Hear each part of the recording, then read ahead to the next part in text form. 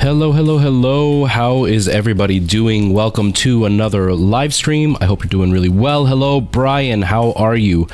How has your week been? Are you excited it's Friday, or do you work this weekend? I hope you're doing really well. I'll have to repeat this once things kind of get started and more people start showing up, but I apologize for not having streamed the last few days. It's been a bit of a crappy day or a crappy week. But not in the way of like, oh, I've had a bunch of bad stuff happening. Just crappy as in like, I've had zero time for anything. It has been an absolutely wild week, and I haven't been able to stream or anything. Ty, how's it going, man? How are you? How are things? Your week has been shitty, dude. I hope that the weekend turns things around, because that really sucks, man. That really sucks. Especially as I'm sitting here saying I had a really rough week, but not like, again, not in a way that anything bad happened. Just in, I'm exhausted. That's all it is. I'll explain a little bit more in just a minute. I'm trying to close down any background apps because for some reason TikTok would not download. Surprise, surprise, right? Having issues with TikTok. What a shocker. What a shocker that TikTok is broken again. For some reason I can't update the app, but it won't let me open it. I have to update it. No worries, Dr. H. I appreciate you popping in while you can. Yes, the camera angle. So I have been using this second camera for TikTok. It's my broken one, but because I don't touch it and I haven't been doing anything with it, I decided to use it for TikTok to see if it'll work. Then I realized that I actually had to set it up wrong. I had it set up wrong. It was actually set up like a photo camera instead of the video mode, and so the resolution was like a quarter of what it should have been. So it was really blurry. It was really like full of noise. It was really gross. And last night I was kind of messing with the camera and I was like, I don't understand why it looks so bad. It should not look this bad. And then I realized it was in the wrong photo mode, and I didn't know how to change it. It took me like forever to fix it, but I got it fixed. I also kind of moved the camera angle a little bit just so you could see more of the screen for TikTok. Oh, Brian. I know that feeling all too well, as you already know. I know that feeling all too well. Dude, I'm sorry, man. I'm sorry, especially because I know exactly what you're going through. So I'm sorry, man. That sucks. November 10th, correct? All right, Ty, yes. So opening night is November 10th. The only performances I am not the lead in is for the Saturday nights. So both Saturday nights, which would, I think it's the 18th, the 11th and the 18th, I think. The nighttime shows, I'm not the lead. So the Friday, I'm the lead. The Sunday, I'm the lead. And then the Saturday, the afternoon, I'm the lead. It should be fun.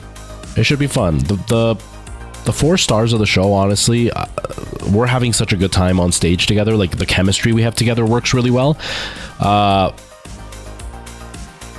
We had a really rough night last night. It was a really rough night last night.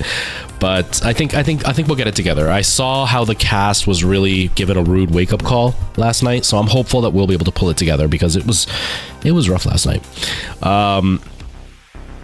Yeah, Friday 8:30. I think actually, I don't know. It's been way too long since I've done a show there. I want to say that the show actually starts at 9. I don't know. It might be 8:30. I have no idea. It's been like 15 years since I've done anything with this company. It's fun. It's been really fun. It's been tough because we're on such a time crunch. It's kind of been a double-edged sword. They finally explained to us what happened. So for those who don't know, I'm in a musical right now, and the musical is with this company that does some pretty decent productions. Like, I've done Grease with them, I did a chorus line with them, and I did one called The Fantastics with them. And Grease and a chorus line were out of this world high quality, especially for community theater. And then Fantastics, the talent was super high quality, but the show was very low end. But that's how the show is. Like, it was just a harp and a piano. Like, it felt like a very small production, even though it was still on the same giant stage and everything. But anyway, the way they usually do it is, I think they give us normally 6 weeks of rehearsals, 5 or 6 weeks of rehearsals. And the way that it's usually split up is the first 2 weeks are spent just on vocals, and we used to rehearse 6 days a week. And so we were there all the time, and it was always really, really busy. They would usually dedicate half of one rehearsal for each solo song, and then the rest of the rehearsal was set for the group to come in and sing all the backup vocals. So you got a lot of chances to really work out the music. We got 2 rehearsals this time around. So, instead of 2 full weeks, which would have amounted to roughly 10 to 12 rehearsals, we got 2 to do all the vocals. So it's been really challenging. Not to mention, they also reduced the weeks that we had because there was an issue with the theater. So we thought that they just decided to try to not be as demanding as they used to be, but no, they had rented out the space. And then the theater contacted them and said that they had made a mistake and they actually needed to shift the schedule. But because they had already bought the rights for the show, they couldn't switch the schedule for the show. So the show just got reduced. Or the rehearsal time got reduced. And so it has crunched us a lot, but they had also made the decision from day one they were going to have 2 casts. And so not only do we have less rehearsal time, but we also have to split that rehearsal time because there are the swings. And so it has made it very challenging. For me, it's challenging on the nights that my swing is going to be up because I have to do all the choreography, but I'm only doing it 2 nights. And because he's doing it for the rest of the shows, he's had to practice a lot more than me. So last night was the first time I actually did the choreography with the group. I've always just stood in the back of the house and did the choreography just so I could know what the steps are. But it's very different when you have somebody right next to you as you're doing the choreography, because now you can't get out of place. You have to be right in the spot. So it was kind of rough. And then the same goes for him. He had to actually do some of the scenes he had never done before. And so it was a lot of fumbling last night. It was a rough rehearsal. It was a really rough rehearsal, but we're on an insanely tight crunch, and the director put the fear of God in me. That's a line for my show. Put the fear of God in me because she reminded us we have 4 rehearsals left before we're on stage. And if you've never done theater before, for everybody, we actually have 8 rehearsals left, but 4 rehearsals are in the rehearsal hall where we can actually run the show. The other 4 rehearsals are, one is for the lighting crew where we don't actually do the show. It's called a cue to cue. All you do is say the line leading up to the lighting change. So whether it's a scene change or the mood changes and they have to switch the lights or some effect has to come on, we only run that little section. So it'll literally be the last 2 lines of the scene or the first line of the next scene. That's it. So we don't actually run the show. The other one is called a Sits Pro, I think is what it's called. It's where we sit with the band for the very first time, the orchestra for the very first time, and sing the songs. We don't actually perform it. We just sing it. We do some of the acting because they play music under our lines and they need to hear how we say our lines so they can know how long they're going to play for. So that rehearsal's gone too. And then we have the first night that we're actually on stage with the band and the lighting, and there's a lot of stop and go because they have to adjust the things that they've set up in the band rehearsal and the lighting rehearsal. And then it's dress rehearsal night where there's usually people in the audience. It's special invited people in the audience for the first time. So those 4 nights don't count. So we only have 4 more rehearsals till we're supposed to be ready to perform. It was scary hearing that last night. Very scary hearing that last night because it hadn't cued in my head that we had 4 rehearsals. That was it. Completely wild. Really scary. But I think we're going to pull it together. On the upside, the 4 leads, the 4 stars, whatever you want to call them. It's me and 3 women. We are rock solid in what we're doing together. Even when I screw up, they're so good at saving my butt, and when they screw up, I'm good at saving their butt. We can play off each other really well, and we trust each other a lot. So I know we're gonna be okay. It's still scary though. It's still really scary because obviously it's a team effort. It's not just about the 4 of us. So we'll see what happens. I don't know. Okay, TikTok should be live now. I don't know how to feel. I feel confident. I just don't want to look like an idiot in feeling confident. I mean, I know I'll put on a good show. It is going to be at Ridley Theater, Ty. At the Ridley Theater. More improv. Usually the first night and closing night are the 2 best nights. They're the 2 best nights. Opening night, it's because we have finally, we've got the band for the first time. We're actually running the show without stopping for the first time. Dress rehearsal, we run the show without stopping, but the thing with the dress rehearsal is we always reserve the right to stop. I've gone to a few dress rehearsals when I was in acting school and stuff. When I was following theater a lot, I would get tickets to a lot of rehearsals, dress rehearsals, because for me the interest is watching the dress rehearsal, and half the time the show stops halfway through and they have to correct something. Like I watched Misery, the movie, the Stephen King book that turned into a movie. They did a play about it, and the play that I watched had a rotating set, so the whole set would actually spin in the middle of the stage, and it was for the scene where the dude, if you haven't seen the movie, it's a writer who gets in a car accident and a fanatic person saves him, but then she keeps him hostage, and there's a scene in the movie where he sneaks out of his room and she comes home and he's trying to sneak back into his room without letting it be obvious that he was out of his room. And they recreated that in the play, and the whole thing was that the stage would actually rotate, or the set would rotate, and he was pushing himself on the wheelchair, so in physical space he was standing in the same spot or sitting in the same spot, but he was actually rolling as the stage was moving. And so it was a really cool thing that they were doing, but one of the door handle knobs fell off of a door and actually got jammed under the wheel, so they had to stop the whole show. For me as an actor, it was really cool to watch the actors kind of freeze in place and stay in character as everything was getting adjusted. But that's what happens in dress rehearsals. So opening night is the first night we can run the show, and no matter what happens, we don't stop. And so it's usually one of the best nights because we are on a complete high that we're finally up there. And then we kind of fall into a lull for the rest of the shows, because Saturday night will be good because it'll be the swing cast's first time doing it. But we kind of fall into a lull of just like, and then closing night, it's because it's super emotional. So you're going to go on a good night if you're going Friday.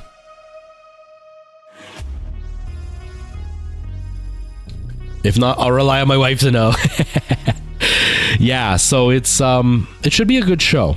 It's a pretty big cast. We have a really big orchestra. This is the biggest orchestra I've had in a show, which is really exciting, because I've had one where it was like one trumpet. No, they had two trumpets, a saxophone, bass, keyboard, and guitar and drums. But here we have a drummer, a guitar player, a bass, two trumpets. I think it might be three trumpets, a saxophone, and then we have I don't know if he's just a percussionist and he's using like a synth pad that happens to look like a xylophone, or if he's a xylophone player and using a synth pad to mimic other sounds. But it's two percussionists that we have, so it's pretty exciting. It's a really big band, and this music is insanely intense. So I'm really excited. I'm really excited. Hello, Kermit. How's it going? So now that we have a few people here, huge apologies for not having streamed all week or post any real content outside of my Minecraft video. It has been wildly busy for me this last week. As you know, I got my hair done. That took the whole day because I had to drive out to Toronto to get it done with like this phenomenal stylist. And then we've had rehearsals every night, and they have been really intense rehearsals. There were about 4 days there where I got a total of about 5 hours of sleep spread out within the 4 days.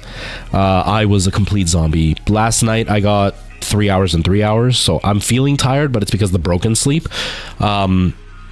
But it has been wild. Like, I've been getting up and working on stuff for the show, and then going to rehearsals and being there all day, and had to go get my hair done and all that. The day before my hair done, I had to like install my hair and install my brother's.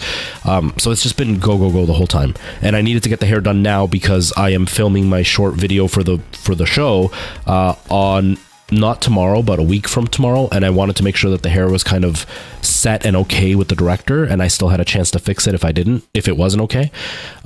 So it's been wildly busy. The other big piece of news, normally I do my Silent Hill huge giant stream. Unfortunately, I can't do it because it falls tomorrow, would be the day that I would have to do it. That was the plan, but I missed the whole week, so I didn't really get to build hype. But there was also the issue. Thank you for all the likes over on TikTok, by the way.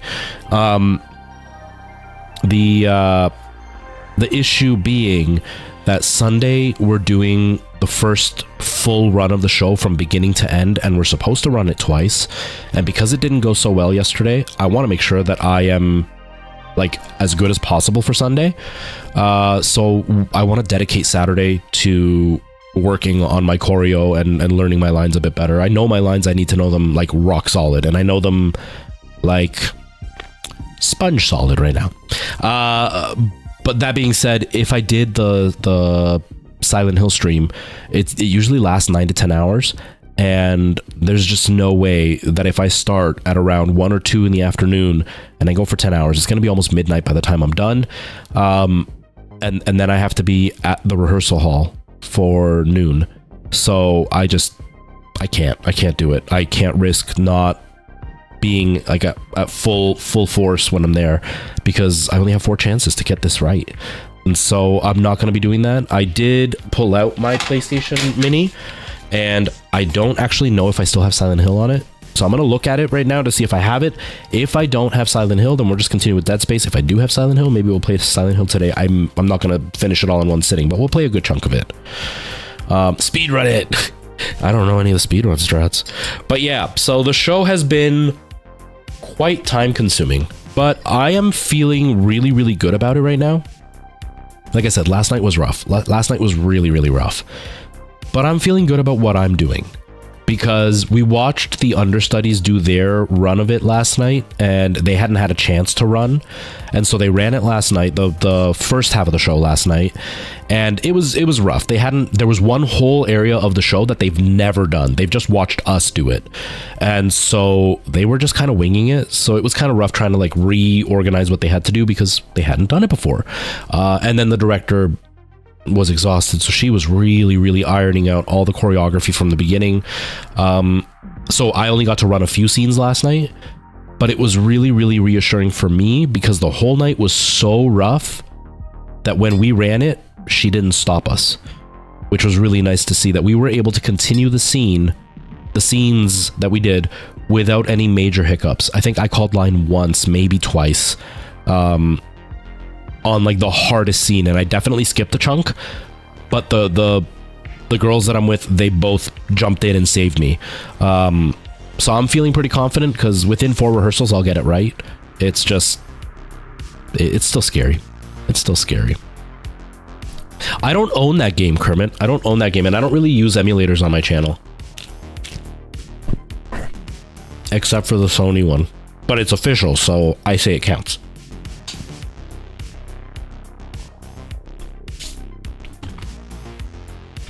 Okay, let me check this thing. Whatever this thing's called. Okay, if it's not on here, then I don't have Silent Hill anymore. And if I don't have Silent Hill anymore, then we're out of luck. Then we'll just play Dead Space. You used to play that game when you were young? I used to too. Inca raids, no worries. Lurk away. Thank you for popping in. But yeah, things have been so insanely busy. Like, I haven't had a chance to do anything because I've been so busy. Even my Minecraft video last night, I didn't get to finish it because I hadn't been sleeping. I slept last night and I slept in. And so by the time I got up, I only got about 2 hours of recording. And so I recorded 2 hours of the Minecraft video. I only did like the beginning stuff that I would do. Like, I start off the video usually by doing some maintenance, like cutting down trees and opening some more area up and putting lights down and stuff for the mobs. That's all I've done in the 2 hours. So I know I need another 2 or 3 hours of recording left. Today is the only chance I'll have to do that. And then Saturday, hopefully I'll be able to edit for a couple of hours and get the video out, but I don't know. But yeah, it's going to be an insanely tight schedule until we're open. Because from now on we're running the show and it's exhausting. It's exhausting. Okay, so let me guess I'll this one.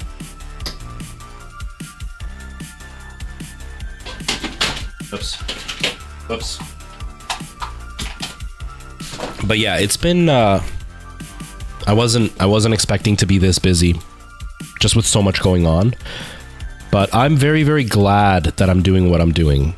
You know, I'm very glad that things are going the way that they're going and that life is in a positive place overall. Like I said, it's been stressful because obviously the show is not where I would like it to be. For myself, not for the group. I'm talking like where I normally... That is so loud! That is so loud. I apologize. Oh wait, I can do this. Haha, I'm not loud anymore. The show is not where I would like it to be for myself. By this point, I normally like to be very, very well settled in what I'm doing, and I'm just not. Oh man, it looks like I don't have it anymore. Shut up, television. Or not television. Do I have another? There is another USB stick here, but I don't think this is the one that had those games, is it? It might be. Let me look.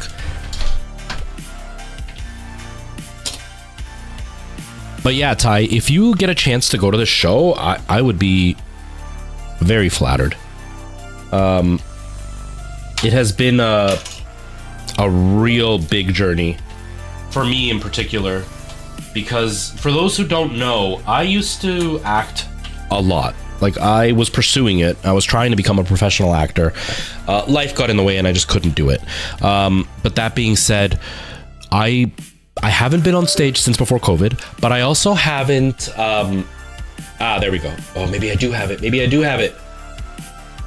I haven't been on stage since before COVID, but I hadn't done a challenging show in about 14 years. Like, I did Rent, which was probably about 9 or 10 years ago, I did Rent. And that was kind of challenging, but I was on stage for maybe a total of 7 minutes, so it wasn't really a big show for me. I did a show called She Loves Me, which was not bad. It wasn't super challenging, though. Like, the vocals were pretty easy for me, and I didn't have any major choreography because it wasn't that kind of show. It was more of a love show than like a big Broadway musical type of show. And it... Okay, I think it's gonna work. Tomatoes to throw. Well, you could throw tomatoes because I'm gonna be gross the whole time. I'm gonna be such a gross dude. Balls, hello, how's it going? Your finger is dead now. Wait, hold on, where are my likes? Does TikTok not show me likes unless it's on the app? Really, TikTok? You're gonna show me how many views I've gotten, but no likes? Can I, like, no, I can't even scroll up to see them. Hold on, balls. Hold on, balls. Where's my, there it is. Let me open up my TikTok app because it doesn't actually show me on TikTok Live Studio. But thank you for the follow. I appreciate that. Michael Jackson, hello, nice to see you. But yeah, I'm really gross in the show, so you can throw tomatoes at me for that. Shut up, tablet. But yeah, this is the first like properly challenging show that I've done in a really long time, and it's exciting. It's been scary because I've definitely gone way downhill in my abilities.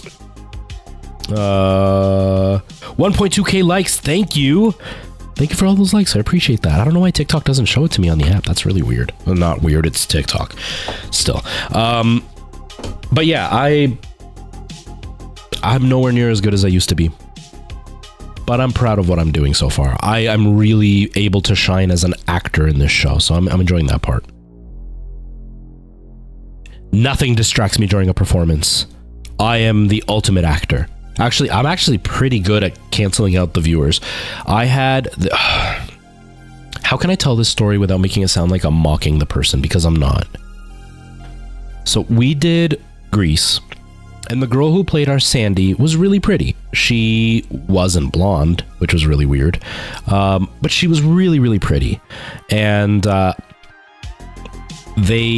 we had an audience one night. It was a really good audience, but somebody brought their special needs adult son to the show, and he spent the whole show catcalling Sandy, but he also had a very cartoony sounding voice. So like, it wasn't just he's like, this is gonna sound like I'm mocking him. I'm not mocking. This is genuinely what he sounded like. It wasn't like he was like, Sandy, I love you. Yeah, I want these voices. So it was really deep and sounded almost fake. So we would be on stage and we would hear, I love you, Sandy, I love you. It was so hard to keep a straight face because she would break every time he said that. But I was really good at keeping a straight face. I've dealt with a lot during shows. I mean, I did Rocky Horror where the whole show was about them trying to get me to laugh. Sounds like a challenge to me. Dude, the show is a woman's rights show, so there's going to be a lot of, hopefully, we're hoping for a lot of cheering and like clapping and booing for me, and we're hoping we're going to get that kind of reaction because it should be. How do I not break character? Because I stay as connected to my character as possible. I'm not a method actor. I don't believe in that crap. I think that's just an excuse to act like a jerk. But I try to think of the character as if it's me. Not that like I am playing Frank, but I am Frank. And so I have to approach everything the way Frank would approach it. And when I'm on stage, the audience doesn't exist. So no matter what's happening in the audience, unless it's an emergency, I completely blank them out and I only pay attention to what's happening right in front of me the whole time. So I'm constantly connecting with the actors that are on stage with me. And when I'm doing my solo, I pretend like I'm singing to a specific person that I'm like kind of sharing a secret with, but not actually the audience. It also really helps that in theater, most of the audience is quiet and it's super dark because when the lights are on us, you can't see much of the audience. I might be able to see the first 3 or 4 rows and that's it.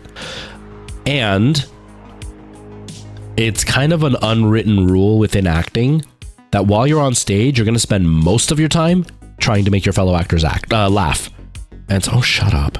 You're going to spend most of your time trying to make your fellow actors laugh. So you get really used to dealing with other actors trying to make you laugh that the audience doesn't really do anything to surprise you. Thank you, Michael Jackson. I appreciate that. Thank you for the compliment. Yeah. But yeah, it takes a lot of practice. There are moments where I've broken. There are definitely moments where I've broken on stage. There are moments that have made my fellow cast members break on stage, and it has been really funny. It happens. It happens. I made them. It was during rehearsal. I kind of wish I would have saved it for opening night, but it was during rehearsals. There's a certain scene where there's a lot of physical activity happening. I don't want to describe it because Ty's going to go see the show and I don't want to spoil it for you. But there's something really, really physical that happens in the show. And my character is saying a lot of really, really... Oh, Silent Hill isn't even on here? All the other games are, but Silent Hill isn't? Are you kidding me? No way. Everything else is. But Silent Hill isn't. No, that is so disappointing. I guess we'll have to just continue with Dead Space. Aw, man, I was really excited when I saw this page load.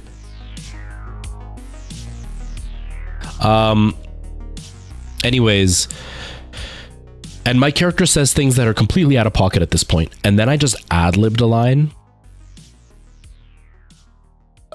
I don't know if you'll pick it up, Ty, so I'm going to tell you what the line is so you can kind of listen out for it. You'll kind of know when it's happening as it's happening. But I basically say, oh my god, my secret word is pineapple, or my safety word is pineapple. And I said that without anybody knowing. It's not in the script. I just kind of made it up. They had to stop the whole scene because the director could not stop laughing at me having said that because she didn't expect that coming out of my mouth. But it works perfectly in what's happening in that moment. So I got really, really good at like dealing with moments like that because that happens. And so you kind of learn to expect stuff like that. And most of the time the audience doesn't do stuff like that unless it's a show that's meant to be like that. Like Rocky Horror is a show that's what's supposed to happen. Most shows they will keep quiet, and if they get loud and rowdy, they usually get kicked out. So it's usually not too bad. With zero context, that's funny. Wait until you see the context. It'll make it that much funnier. How much do I pay for the hair systems? Right now, I don't pay anything because I'm with a collaboration contract, Michael Jackson.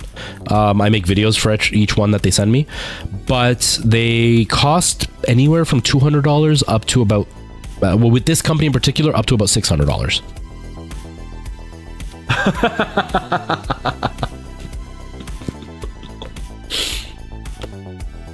That actually might make me laugh.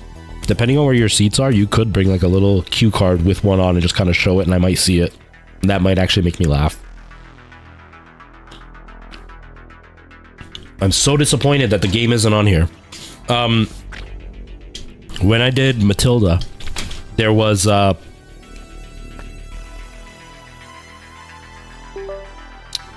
Nora was in the habit of doing this to me all the time, and there was a part in the show where I would say something like, I've got my eye on you, or I'm watching you, something like that, during the song. And the original choreography was for me to do this and look out to the audience as I'm dancing. The night Nora was there, I had to do this right to her, and she was laughing so hard because she sat like near the front. And so as I did that to her, and she started laughing so hard.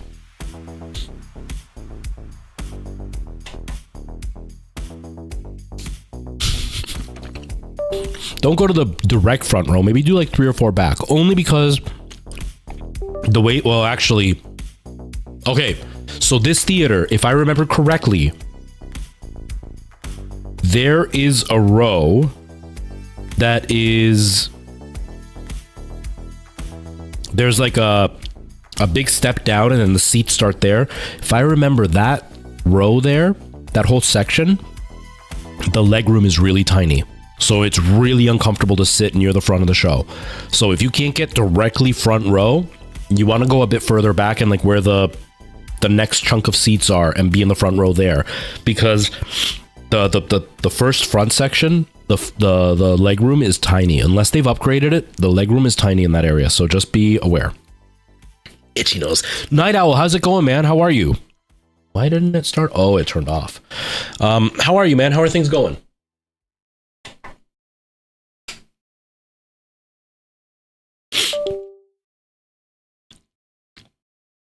How come I still have the stock background Windows 11 image? Because I don't really care about my background. I'm never looking at it. My screen is usually this, like gameplay or whatever. And the other one, that was asked on Twitch, right? Yeah. The other one is... Where is it?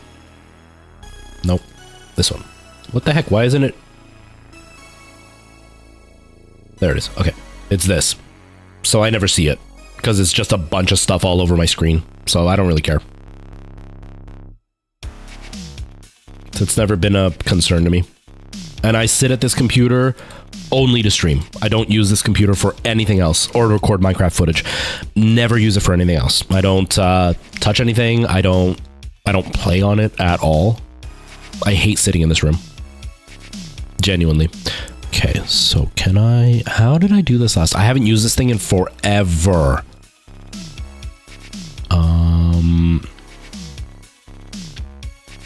Where would it be? No, downloads, no. Games, maybe? Okay, so they're all in numbers. That is not helpful at all. Nightmare creatures. Okay, I'm just gonna look to... No, I don't think that's Spider-Man, Twisted Metal, more Spider-Man, more Resident Evil, Bust a Groove. Oh, man. Okay, I guess I don't have it. That's really disappointing. I'm so sad. I have all these other games, but I don't have Silent Hill. Oh, well, we'll just continue with Dead Space, I guess. Okay, what game is this?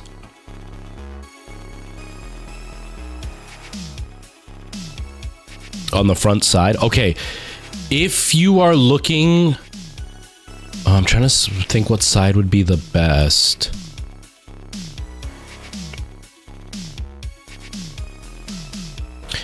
If you're looking at the stage, so like if we're looking at the stage, anything on the right hand side might be a bit of a better view than on the left hand side.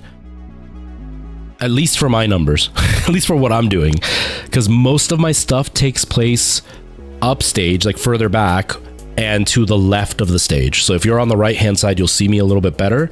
I do have a lot of stuff that happens on the right hand side, and I actually walk up to the edge of the stage on the right hand side, but the stuff where I'm not easily visible is all on the left hand side.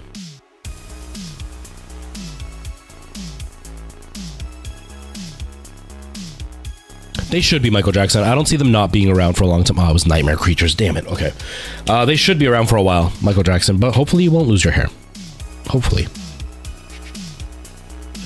Doing well. Doing loads lately. Oh, dude. I was just talking about that on my end. We're on the final week of rehearsals right now. Well, we open on the 10th. I was just explaining this, but we're on we're on the final week of proper rehearsals, and then Tech Week starts, and Tech Week is not about the actors, it's about everybody else. So we only get 4 more rehearsals of running the show, and then that's it. But this last week has been insane. Like the Tuesday I had to install my brother's hair. The Wednesday I had to go out to Toronto and get my hair put on, or my hair cut.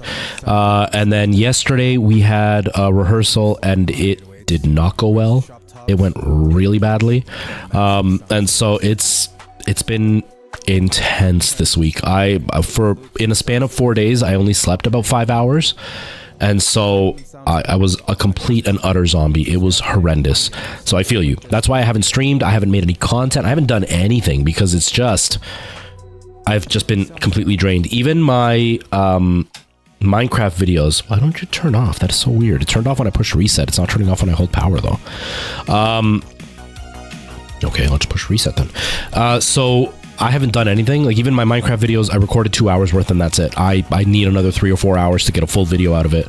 So even the stream today, I didn't know if I was going to make it, and I feel my eyes are burning. My eyes are completely on fire. But normally I do like a big Silent Hill stream on like the last weekend before Halloween, and so my plan was to do it tomorrow, but since I missed all week's stream, I didn't get to like build up hype for it. And because the rehearsal went so badly yesterday and we have a full run through on Sunday, I want to make sure that I'm like on my best behavior but have the most energy possible for Sunday. And if I do a 10 or 11 hour stream on Saturday, I will be completely dead on Sunday. So I decided it just wasn't worth doing. So I'll probably do like a 1 or 2 hour stream, but that's about it. I'm not going to do much. So I haven't done much, but if anything, I kind of reorganized my desk a little bit. I had taken away the Maono microphone and I had put my original one back on. And then I went and opened the boom arm because I was going to set it up at my Mac setup. And then I noticed they sent me a white arm. And then I was like, well, the white microphone, the white arm. I got the white Stream Deck. And I want to buy another gaming pad. Like I've got this cheap one. I want to buy another one, and Red Dragon sells mechanical ones. This is a membrane one. They sell mechanical ones and they sell them in white. And I've got a white mouse, although it's kind of broken right now. I want to try to clean it and see how I can fix it. And my white camera. I'm slowly converting everything white. So when that was happening, I was like, you know what? The microphone sounds good. I'll use it. I'll leave the other fancier microphone back there to work with the not so fancy mixer, and have the fancy mixer here with the not so fancy microphone. And I think it'll balance it out okay. And then I can use that for voiceovers and stuff. So they sent you a pod mic? No way. Nice. I saw the post you made about I can't remember who it was, saying they might send you a monitor. That's really awesome.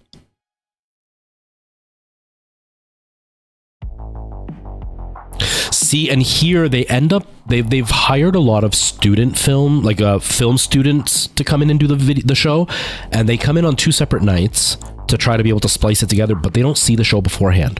So it's always a mess because they miss important things, and they're usually film students, so the audio is usually horrendous. And so this year they don't know what they're doing because, one, they would need 4 recordings because there are 2 sets of cast. And 2, they don't actually have the people that used to do it. They're not in connection with them anymore. So they kind of suggested they wanted me to try. So I'm going to try to record it at least during the dress rehearsals. At least get one version of them and see what I can do.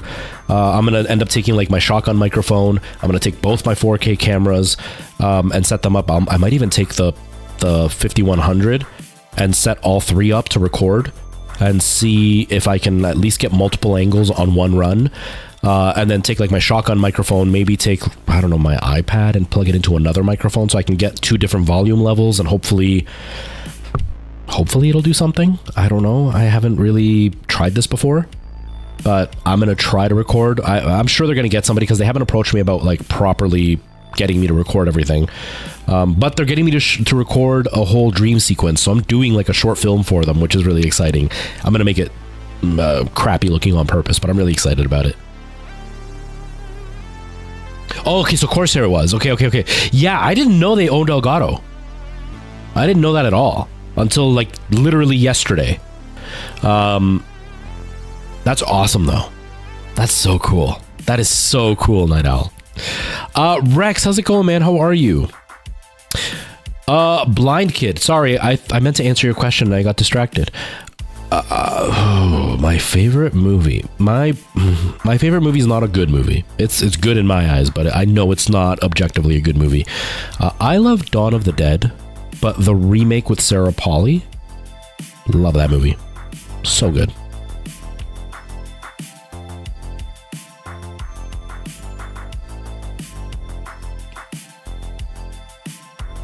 That's awesome though, Night Owl. That's so cool. That is so cool. And if it's a demo monitor, it's something that they were showing off. So it's probably a pretty decent monitor because they're not gonna, you know, send out demos of like their lowest budget monitor.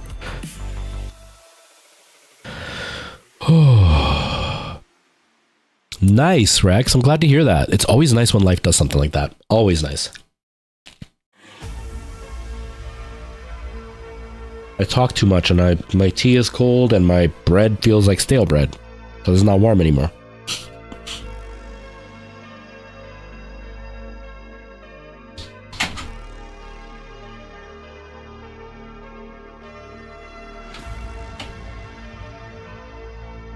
But yeah, they're getting me to record the short film. And I've got lighting, obviously. Like, I've got my lights that I use for my stream and stuff. I've got a few spare lights that don't fully work, not long enough for a stream, but they'll do fine for a shoot. But I bought 2 more lights because one of the dream sequences, I think my lighting is sufficient, but the other one has got to be like very Disney-esque. And so I want the colors to be as good as possible. So I want really, really nice, even lighting through all of it. I want no like shadows, nothing dramatic. I want it to be very flat, very, very full lighting. And for one of the other dream sequences, I'm using green screen for both, but for one of them, it's going to rely heavily on green screen. And so I want as much lighting as I can get in order to be able to work with the green screen as good as possible. They're going to set up, they have like where we rehearse, they have like a little mini set up with like lights and stuff for a theater. So they're going to set up a few lights for me to give me some balanced lighting, but obviously theater lighting is not the best. And then I'm bringing in all of my lights in order to kind of get the most out of it that I can. So I ordered a lighting kit, nothing crazy, a couple of soft boxes and one of those like smart LED bulbs that like it's meant for photography and videography, so it only does like cool and warm and the brightness and stuff, but it's nice big soft boxes. And I bought a new green screen because you can kind of see it on Twitch there. I've got this old green screen, but I've cut it up, I've poked holes in it, so I don't know if it's going to be enough. So I bought another one so I can kind of use them in tandem. Maybe put this one on the floor and hang that one up so I can get as much space as possible. Because we've got to do choreography in front of it. So, but I'm excited. I'm really, really excited. It's going to be a challenge for me because I've never filmed something like this. But I'm leaning into the tacky look. So that way it's very obvious it's meant to look bad. So then anything I do make look bad because I can't do it any better, I meant to make it look that bad. Oh, man. Real quick, went Chocolate Festival with a bunch of friends.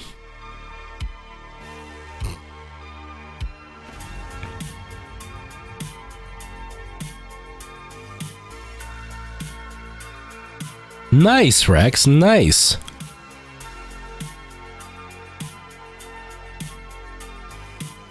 Nice, Rex. That's really exciting. Taking it slow is the best way. Take it from me. It's the best way. 100%. Because you can build a friendship before like a relationship is mixing things up. But if you have a friendship, the relationship issues are a lot easier to handle because they're your friend. And you've already had kind of that relationship there. Yeah, I was looking at some like really, really cheap ones that were like regular, not incandescent, the other ones. The ones that used to be all big tubes and then they started selling swirly ones, those ones, whatever they are. With those kind of lights, halogen? Is it halogen? Those kind of lights. But I was like, if I'm getting them, I want to use them for my content too. Like the light I'm using in this room for this stream is a replacement one because the other one was broken. And I got it because it's got a built-in light, but it's half the size of my old one. So the light is a lot harsher. I've been able to balance it out. I think it looks okay, but it is a much harsher light. And so to film my TikToks that I do, like when I do sketch comedy stuff, I wanted a much softer light. I've also been using my other broken one, which you can kind of see just the corner of the softbox there. But that one constantly changes the temperature out of nowhere. The motherboard, I think, is fried. And it's really annoying when I finally nail one of the chunks of my script that I've been struggling with, and then it changes temperature halfway through. It drives me nuts. So I want to use a bigger softbox to get a bit of softer lighting on me. And so I went for one that was like, it's still a cheap one, but it's just the bulb, but the bulb has some smart settings so I can actually change the color temperature and the brightness and stuff on it. So at least I have a bit of control. Obviously it's not going to be great, but at least I have some control over it. So for the set of 2 with the softboxes, the controller, and the 2 stands was $100. But for a full kit like that, like 2 full lights with everything, $100 isn't bad. Because the next step up from that was like $250. So I think it's going to be a fluorescent. That's the one. Fluorescent. That's the one. But yeah, so I decided to go just a bit bigger. I'm still debating on whether I'm going to use it for the stream or not, because I do like to save space, but it wouldn't cause much softer lighting. So we'll see. I'll play with it. We win. Hello. I did. I poked holes in everything. I always poke holes all the time. But I'm doing really well. How are you?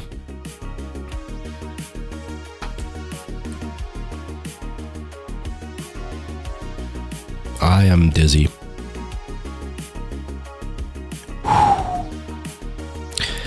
My face feels numb. Okay, now I know what medication's causing it. Okay. So for the past few months, I've been feeling... Because I take my pills right when I get up.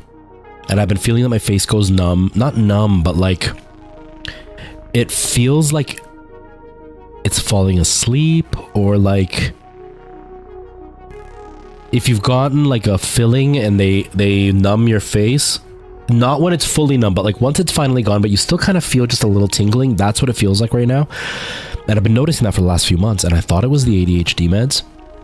But my cardiologist has just ghosted me, and I ran out of my heart medication, and I've gone without it for about 2.5 weeks. And I called my family doctor yesterday. I was like, it's been 2 weeks without my meds, and I can't get a hold of him. Can you write the prescription? It's not a narcotic or anything, so can you do it? So he did it for me. I took it right before the stream. My face feels numb. I have a feeling it's the heart medication that's causing it. Yeah, kind of like Novocaine, but not as powerful. Or like, I don't know if you've ever used it. I've used it in the past, but sometimes if you have like a sore tooth or whatever, they sell like a gel you can put on your gums to kind of soothe the pain. It's kind of like that feeling, where it just like dulls the feeling. It doesn't actually make it numb. But that's why I'm dizzy. We win. The heart medication. What's my heart rate sitting at? Yeah, it's sitting at 92. It's doing a lot better than it has been. Actually, no, right now... Oh, no, it's 96 earlier. I measured it. This is why I called the doctor. I measured it 4 days ago, and it was resting at 119. For those who don't know, your heart rate should be anywhere from like 60 to about 95. Once you break 100, it's dangerous when you're just sitting around doing nothing. And mine was at like 116 while I was just sitting doing nothing. So it really wasn't good, but right now it's at 104, but I'm also talking a lot and thinking about it. It feels numb. Yeah, I'm sure there's probably going to be some sections that are going to be a little bit weird because of the shift in everything. It might stay numb forever too, because sometimes that happens too, but it's not too important, I guess.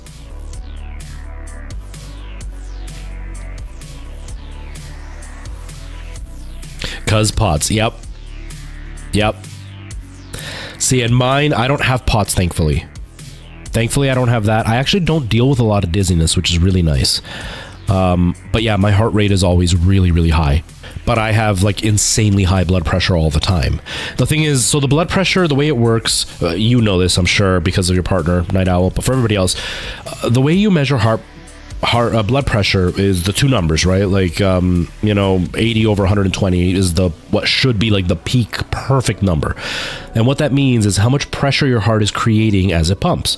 The 80 is when it's relaxed, and the 120 is when it's actually pumping. And so most people that get high blood pressure, it's when the pump happens, the heart is pumping too hard. And that's pretty common. Mine is when it's relaxed. So it's the more dangerous type, because my blood pressure means that my heart never relaxes. It's always in a tense position. So it can be far deadlier, because my heart never gives my veins or my arteries a chance to rest, which then can cause hardening of the arteries, which then causes blood clots, which then kills you. And so I've got the more dangerous type of high blood pressure. They're both very dangerous, but I've got the more dangerous type. So I don't really deal with dizziness. I get it sometimes because of the heart medication that I'm on. But yeah, I don't envy people who deal with POTS, because not being able to stand up without risking fainting, or being able to walk and just barely bending over and then all of a sudden you collapse, not a good feeling. That's stressful. That's really stressful. I would rather have something that I don't feel anything, even though it's dangerous, than to have something that you feel all the time and can be dangerous in a different way, like bumping your head and hurting yourself. Oh.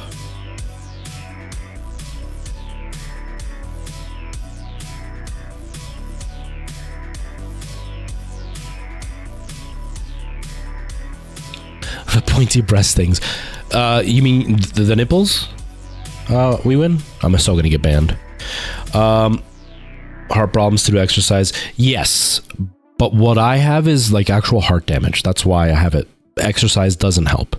I've lost 40 pounds and my heart rate is still exactly the same. So it's not a weight issue with me, and it's not a health issue with me, in the sense of like, I'm not eating healthy. I'm not eating healthy right now, but it's not that I'm not eating healthy or I'm not exercising enough. It's I actually have a bad heart. Like to the point that there's a really good chance that before I'm 50, I'll have a heart attack. There's a really good chance that I'll be dead before I'm 70. Like a really, really good chance. And so that's why I'm so adamant about being on my meds, because by being on my meds, that chance gets reduced a lot. If I'm not on meds, I'm guaranteed to be dead before I'm 70, or have a stroke or a heart attack before I'm 50. So I try really, really hard to take care of that. But yeah, thank you for the suggestion. But yeah, no, definitely not something I can do anything about outside of medication, really.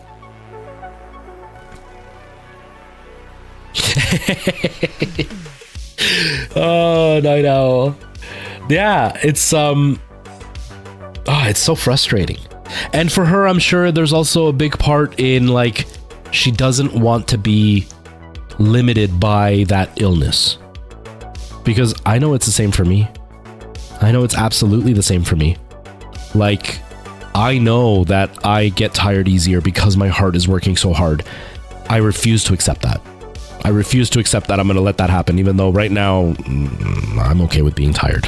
I'm tired all the time. But yeah, something that's a lot more tangible, I think I would have a really hard time accepting it too. So frustrating. Yeah, I had a girlfriend who had very, very, very large breasts, and she had them reduced, and she had a lot of sensitivity too. Like a lot of sensitivity. She still acts like she doesn't have it. Oh God, I hope she doesn't hurt herself. I hope she doesn't. I hope they can find something to kind of help her steady it a little bit. I know there's almost nothing that can be done, but salt, lots of salt. I like salty food, but maybe she doesn't have enough salt. Maybe have some salt if she doesn't eat a lot of salt. That could help a little bit. It's not going to be great, but it could help a little bit. Man, yeah, that's one of those things that there really isn't much that can be done outside of like wearing compression garments to kind of help maintain the blood going to the head. Because that's like the big thing, is the blood pressure just isn't forcing the blood in the right direction. Just in case. Yeah, exactly. But yeah, like if she doesn't wear them, tell her to ask her doctor, but look into like the compression stockings that like press on your legs to kind of help with the blood pressure. They also sell ones that actually like go all the way up to your thighs. I know her type of work, that's not exactly that's not conducive for her work. But I don't even know if she still does that work, but she doesn't have to wear it for that, but that could help. I know that that's something that we do for a lot of people, is we give them compression stockings to kind of help with that blood pressure. I know they also sell things that are very similar to like girdles or garters, or what are they called? Corsets. But they're just like elastic. They're almost like the belly ones that are supposed to hide your belly, the tummy ones, that also kind of provide a bit of extra pressure to keep the blood flowing a bit stronger. That could help. Can you imagine her kind of work? I mean, there could be a whole market there. You never know. Yeah, the compression things, like something like you would be wearing, Weewin, would also cause kind of the same effect. I don't wear them anymore, but I had compression stockings that I wore a lot. I should probably get some more because I sit at this chair a lot. But I used to wear them, but it's because the same sort of issue, but having the opposite effect. Whereas like her blood isn't going to her head when she bends over and stuff, causing her to get dizzy and could pass out and stuff. For me, because of the meds, my blood pressure may lower enough that the blood doesn't flow out of my legs, which would then cause my legs to swell. So wearing the compression stockings would help prevent that, but I don't have that symptom, thank God. So I haven't really thought about it, but I do sit here at this chair for a long time, so I probably should, because it's healthy for that. Yeah, someone would. Someone would. There's people that are into everything. I dated a girl for a while who used to do videos where she pretended to be a giant. Now, they were the worst videos I've ever seen. Worst as in like, she's not a good actress. She's a really bad actress. Ignoring the kink factor and how weird that was to me, it was just so poorly done. Like, it looked like it was shot with like a cell phone. It was really poorly done. But they would shoot it with like an ultra wide fisheye style lens, and they would put it down a very low angle so she looked really big, and they would usually add like a reverb to her voice so she sounded like she was a giant, and then she would just like pretend to sit on the camera or eat the camera. It was weird. It was really, really weird. There are people that are into the weirdest stuff, man. That giantess content. Yeah. She only did a couple of videos, but she got paid decently for like 20 minutes of work. But it was bad. Like, it was, oh, why are you in my room? You want me to eat you? Huh. What would you do for me to eat you? Because you don't deserve that. Like, this acting that I just did was the acting in those videos. I was like, porn star acting is better than this. Nikki, thank you so much for the sub. Thank you. 10 out of 10 would watch again. Hello, a very Alcor. How's it going? How are you? Yeah, it was weird. It was really weird. She was embarrassed to show me, and then she did, and I was just like, oh, weird. We dated for a few months after that, but it was just like, that's weird. That's really weird. Because she told me she did adult work. I pictured, like, you know, amateurs go to auditions, that kind of stuff. And then I saw that and I was just like, oh, how do I react to this moment? Because, like, I'm not threatened because that's just weird. You're not nude in any of it. You know what the dudes watching you are doing anyway, but, like, it's also just terrible. So, like, I kind of lost respect for you as an actor. Because we met in theater, and I was like, kind of lost respect for you as an actor. Because, like, that's really poorly done. But, hey, all the power to you. You're making money doing it, so you're doing better than I am. Gotta pay the bills somehow. Exactly. Yes, 39 months, Nikki. It's crazy. What is GCP? How's it going? How are you? I don't actually know who runs the GCP TikTok. I don't actually know who runs it. I am in a show where I get to do my best rendition of Harvey Weinstein. And I've been doing my job and talking about it as much as I can. Actually, somebody that was watching a little bit ago is coming to the show. Hee. I'm very excited. Oh, it's Steph. Hello, Steph. How are you? I didn't know if you were running or if it was Tigger. Yeah, I'm excited. Last night was scary, but I'm excited. I'm very excited. There's a few people that are really upset they can't come because they live overseas, but it's going to be so exciting. I can't wait to like hear the band and stuff and maybe record a couple of clips just to show people. I'm excited for it. You saw the behind the scenes on TikTok recently? Yeah, I reposted one video of a bunch of stuff behind the scenes. There's like 1 second I'm on screen. But there's been a lot of work over the last little while. A lot of work. But Steph, who's on TikTok right now using the GCP account, GCP is the company I'm doing it with.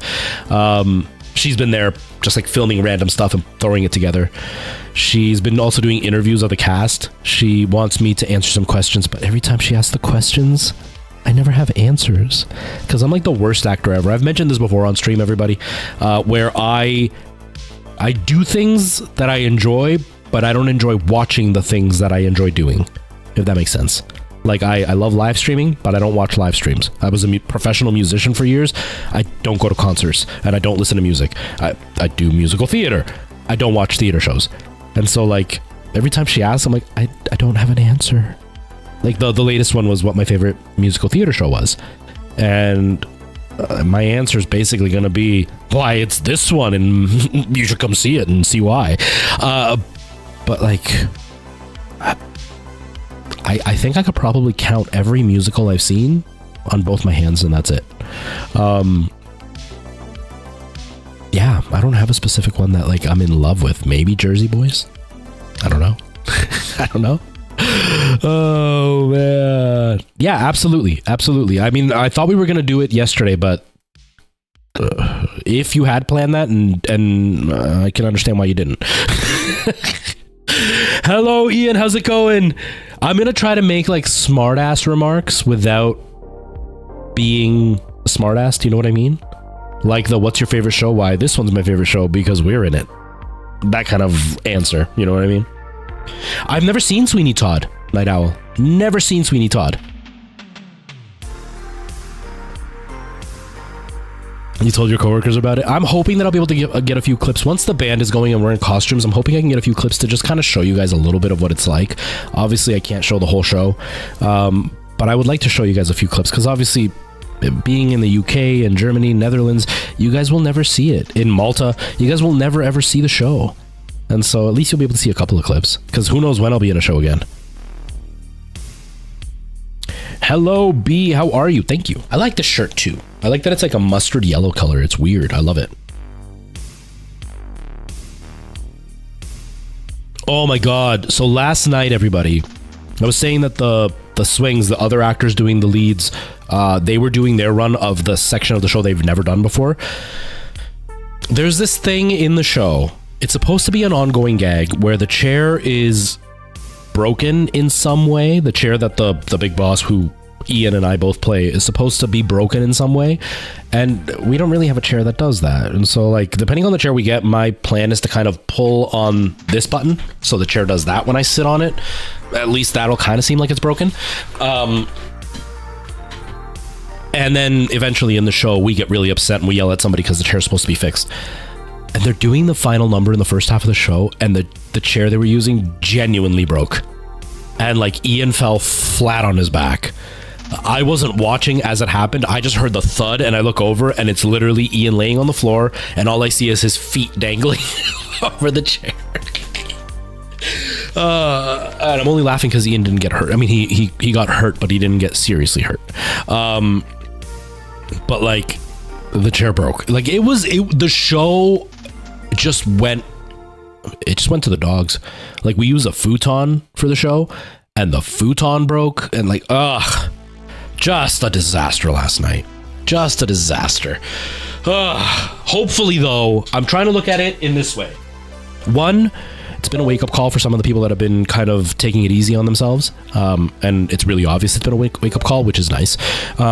Two, it's been a wake-up call for everybody just to like know that we're on a very, very short time crunch. But three, I'm really hopeful this has been all the bad luck kind of leaving us so then when we're on stage, we're just going to destroy that stage. That's what I'm hoping for. That's what I'm praying for. I'm not a very superstitious person. I don't kind of believe in the whole universe energy thing. But that amount of bad luck in one rehearsal has to be the bad luck leaving our bodies. You know what I mean? That's what I'm hoping. because man, it was a lot. That was a lot of bad stuff. The Malta Shadow, yeah. Okay, so Nikki, it has been cold in Canada for about maybe 3 weeks, and about 4 nights ago, I think, maybe three or 4 nights ago, like there was ice on the grass and on the cars, and the roads were slippery because of how cold it was. And then the very next day, 25 degrees.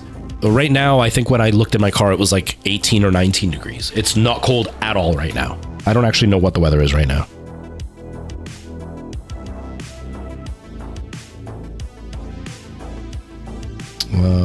I misspelled weather. It would help if I spelled properly.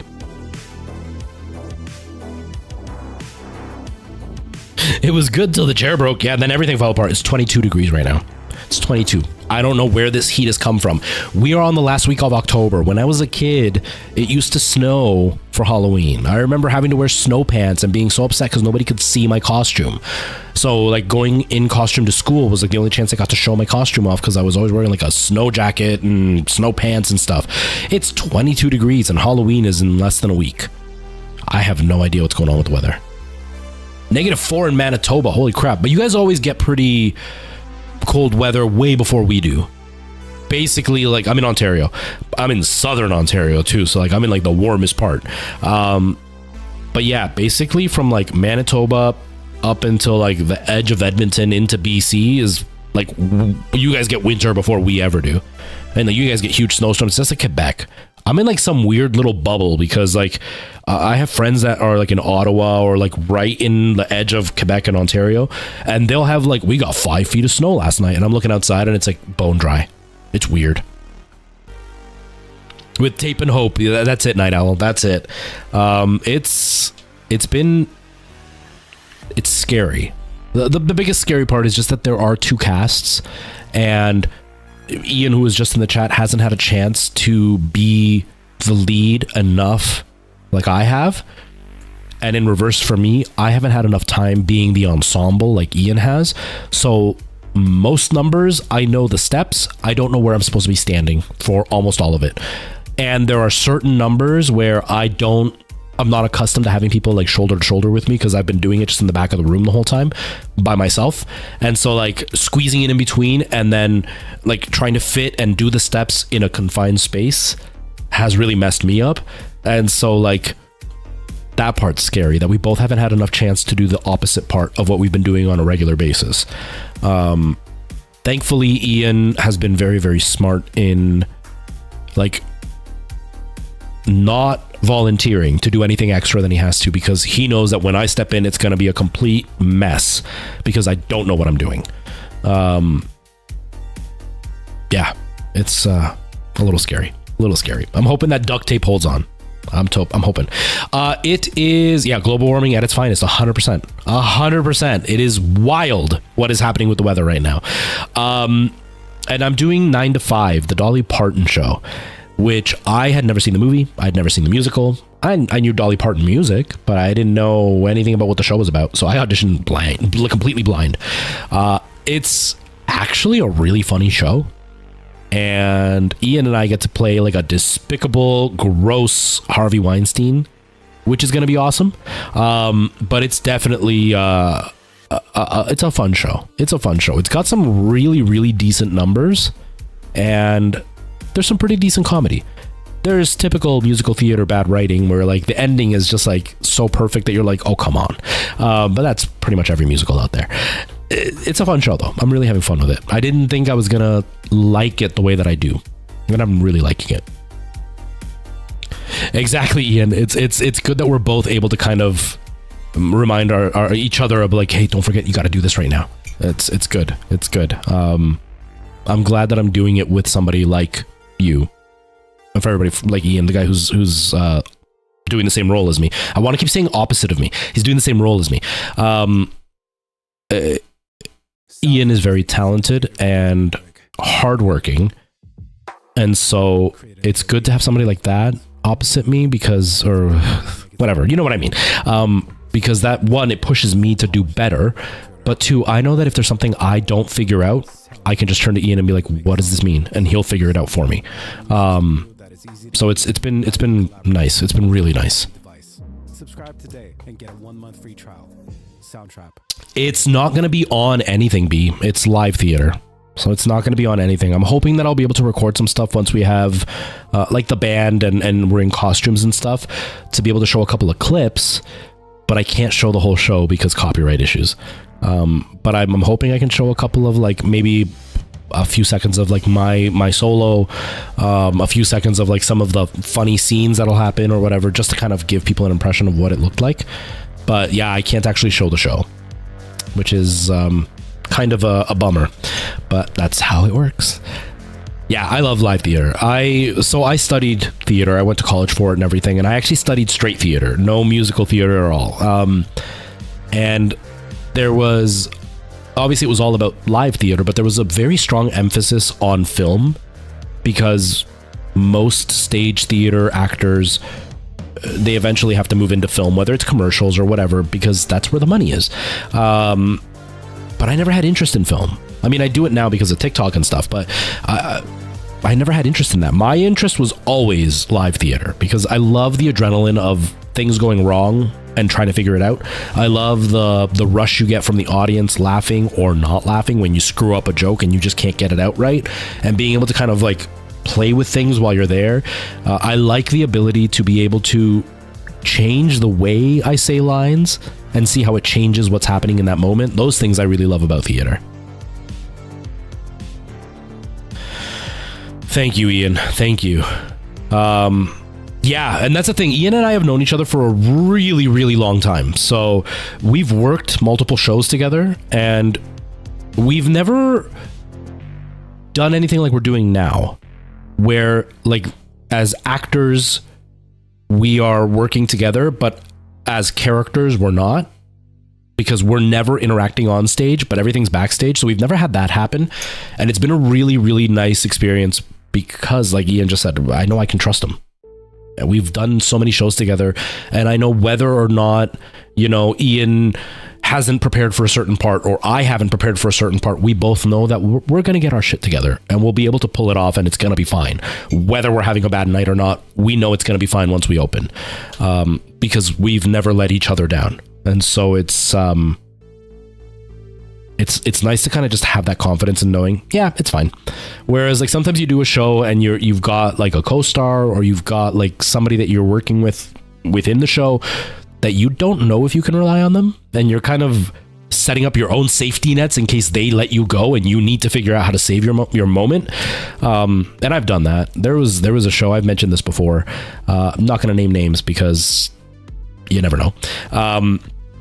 But I did a show before where it was me and somebody else were the stars of the show, and we were supposed to be a romantic couple throughout the show, and she humiliated me in front of the whole cast, and it was really hard to trust her at all. And she did it the last night we had before we had an actual audience.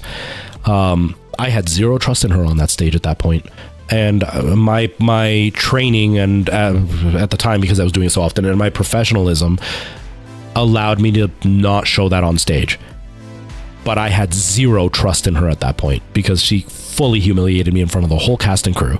And that sucked. And so like, it's really nice knowing that that's not the issue, not the case with Ian, where I know like if he makes fun of me and pokes fun at me, it's never from a negative place. It's never from a place to like mess with me in a negative way. It's more in a way to like push me. It's more in a way of like, we're buddies, right? So that kind of kinship on stage, you can't underestimate how powerful that is, and it's pretty awesome. It's pretty awesome. Murder mystery was supposed to be use murder in 5-minute scene. Your co-star forgot every line. Oh my god, that is you can't help but feel almost insulted when that happens. Now if it's nerves, it's one thing, but sometimes it's just like, dude, I did all this work and you couldn't pull it together.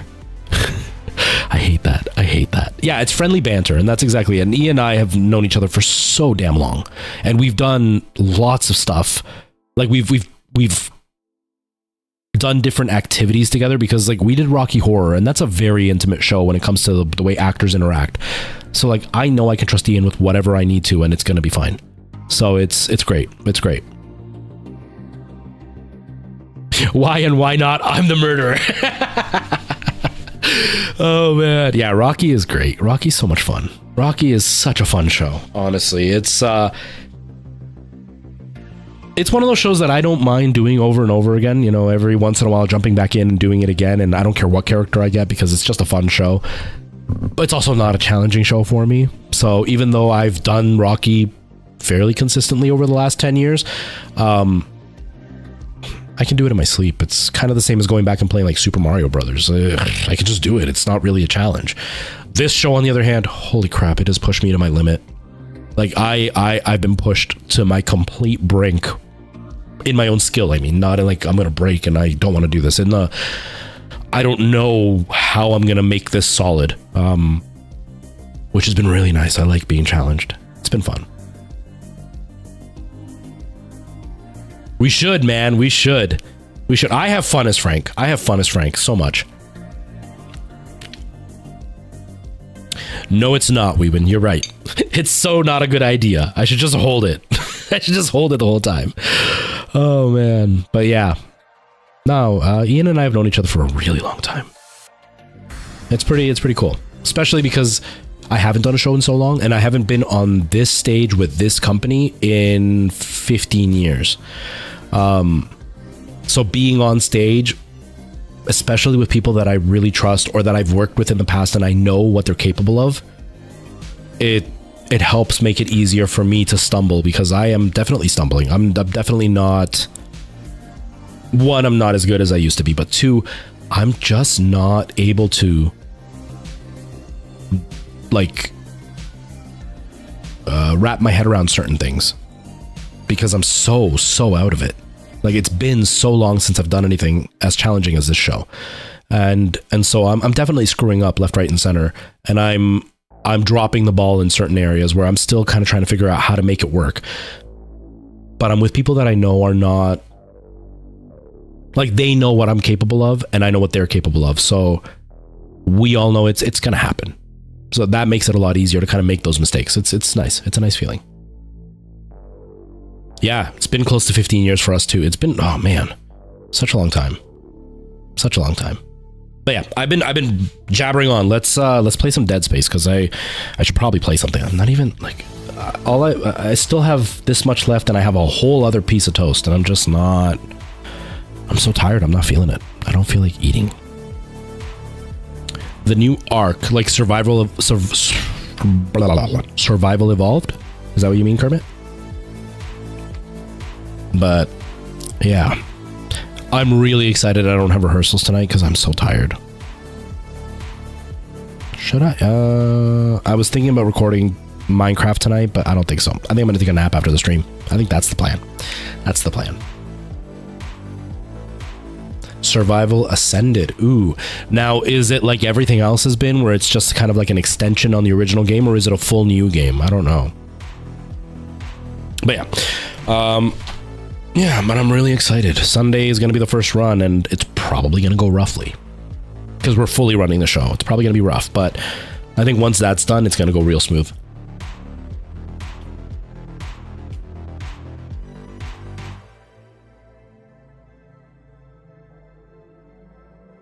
Two days. Oh, okay. You're confused with the days. I don't blame you, Ewan. You haven't really been sleeping. It's hard to keep track what day is. That's what screws me up.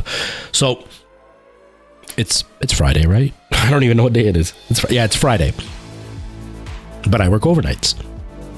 But the way that the contracts are made up, I work tonight, even though I'll be working into tomorrow, but tomorrow's my day off. But like yesterday was Thursday, and the work that I did yesterday was considered Thursday's work, even though it went into Friday. But the shift that I did at the very end of the night was a Friday shift. And so tonight, when I go in for the Friday work, I don't go into the morning one because that's considered Saturday. So I feel really messed up on my days, because when my brother and I are talking about who's coming in. He's like, oh yeah, tomorrow we can come in early because she's in on Friday. And I was like, but it's Thursday. And he's like, oh wait, no, you're right. It's going to be Friday. I get so confused because just the way my schedule works. And so Friday and Monday are the two worst for me because I'm going in tonight. I work until about 4 a.m. So I'm in on Saturday. Technically, I come home and I sleep. I have Saturday off. I have most of Sunday off, but then I go into work Monday bright and early. But to me, it still feels like Sunday because I've been up all night. It messes me up so much. I haven't played Ghost Runner. Is it good? I heard it's good. Right now, as far as new games are concerned, I want to get Super Mario Wonder. I was actually trying to pick it up today, but I didn't see it at the place that I went to. It wasn't a game store. It was a place that just happens to sell games. And they didn't have it. And then I'm probably going to get Metal Gear, the collection, but I want to get it on PC so I can play it on my ROG Ally. Because it seems like it's not really graphically that impressive. And so I might as well just play it on the PC. But I definitely want to get that. And then Spider-Man, I think I decided I'm just going to wait until it goes like on a nice sale, maybe in 6-7 months. Ghost Runner 2 came out yesterday. Nice. A lot of games. So many games, man. So many games. Alan Wake also came out today, didn't it? And my brother said it got bad reviews, but then I watched somebody talk about all the reviews and it's gotten like an 8.6 or a 9 or something like that. Like it's gotten decent reviews. I want to try that game. I loved the first Alan Wake. I thought that was great. That's it. I can't eat any more toast. Not that I can't. I just don't want to.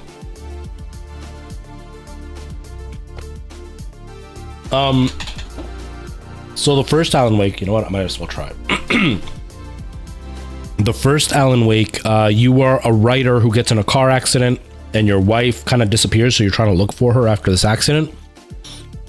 And then you start realizing that like the whole world is really weird and messed up. Spoiler alert for anybody who hasn't played Alan Wake. Okay, you've been warned. It turns out that you're writing the story and you're also living what you are writing in the story. And the game just kind of ends on a cliffhanger when that gets revealed. And so this is supposed to be the continuation of that, but I don't actually know what the plot is to this game. But the first one was really good. The battle mechanics sucked on the first one. Because you had to like flash a light at the monsters attacking you to blind them and then you could shoot them. It was really weird. So I didn't really like the battle mechanics, but just like the psychological thriller twisted idea was really, really good.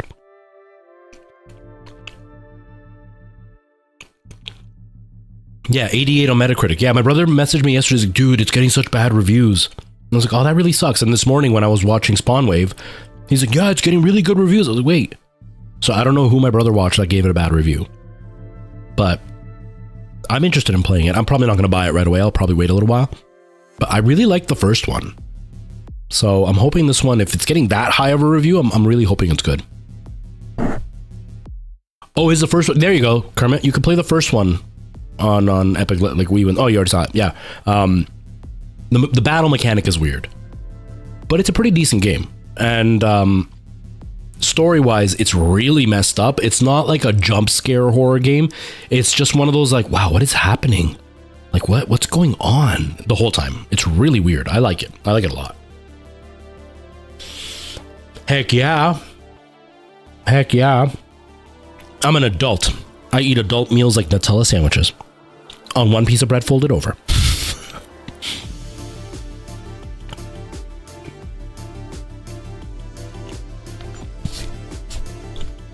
I own it on Steam, so I haven't added it on Epic, but I probably should just for the sake of it.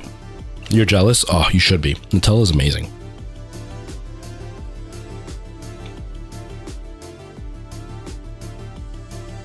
.8. Is it out of 5 on Epic?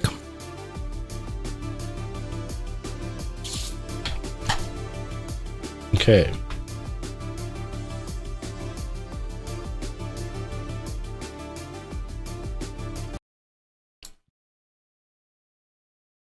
That's pretty good. 4.8 out of 5. That's pretty good. I hate eating on stream. I'm sorry, everybody. I know some people really hate it, but I don't like eating on stream.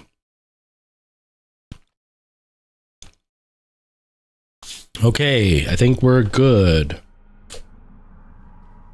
Cool. So TikTok, you still got the same angle. You can kind of see the screen there if you want to watch. I tried to do something a little bit different on TikTok as well. I've actually added the gameplay kind of in the background, so you can kind of see that something's going on. Maybe that'll attract people to come hang out. And on Twitch, I have the separate camera angle. So hopefully that looks okay. I don't know. Yeah, I know, and I almost never remember to eat properly, so kind of sucks.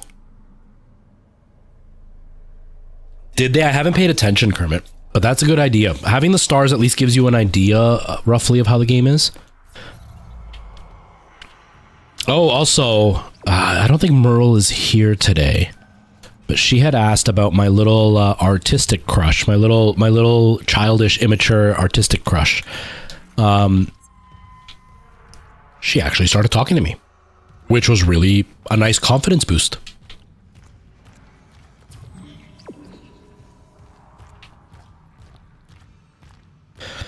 Oh, okay. How many did I buy the stuff already? Yeah, we win. Were you here when I mentioned how I had messaged her and all she did was, it's the hair. When I had messaged, all she did was like the message and didn't even respond. And then Merle was like, I don't like her anymore. So that happened and didn't hear from her. And then I went to the next rehearsal. Now I posted on TikTok a picture of me with like the long hair and like the toque. I know, beanie Americans. And like the plaid shirt looking like I was a skater guy. I posted that picture. I went into rehearsals that day and she was standing with the group that we were with. It was like me and one of the stars of the show and a guy and her. And she walked up to talk to us. And then I pointed out her shirt that she was wearing. It had a K-pop star on it. And I asked who it was. And then everybody just left and it was just her and I talking. And then I got her talking and she was like all smiles and beaming, not because of me, but like I got her to talk about something she liked. And so she kind of eased up with me a bit. And then I cut my hair. And then she approached me to talk. At one point I came up behind her to ask her a question and she like leaned up against me. I was like, oh my God, that's so weird. I'm not used to this. I'm not used to like somebody being nice to me like this. And then she messaged me, which was like, it wasn't anything. It was just, I had asked her about her singing. She's a professional singer. And I'd asked her about her singing and I commented about how my voice is gone. And so like, she messaged me this huge message about suggestions of what I could do for my voice. It was really nice. Obviously it's not going to go anywhere. Don't think I'm like thinking, oh my God, love life. No, it's an innocent crush and it's based on her talent. She's obviously pretty, but she's super, super talented and she's working really hard. And I really admire that in somebody, that I'm sharing the stage with, especially. So it's obviously nothing serious, but it's a nice confidence boost, you know? It's the confidence booster. The Riz. Oh, man. But it was just a really nice feeling overall. Okay. Watch this be literally the very end of the game. We start the stream to start playing and like within 20 minutes we're done. That would be so sad. That would make me so sad.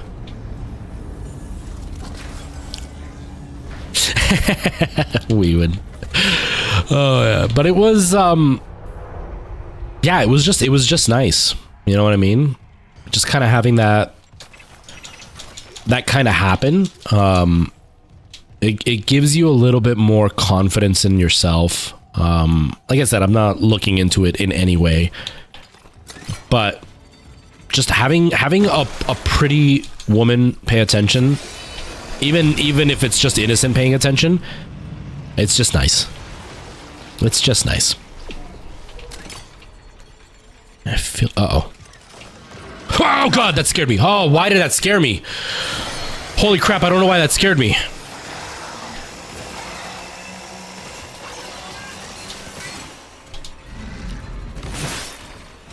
Wow, I can't believe that scared me.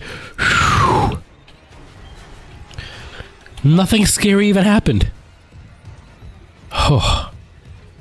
Okay, we're good. We're good. We're good.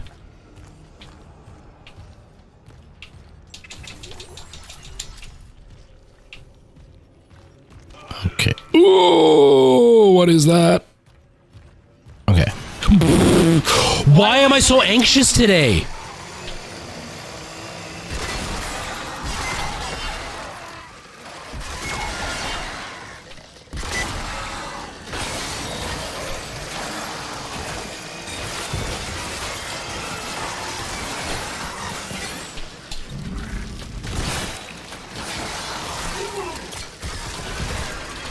Run, run, run, dude. Oh, dude, you're not running?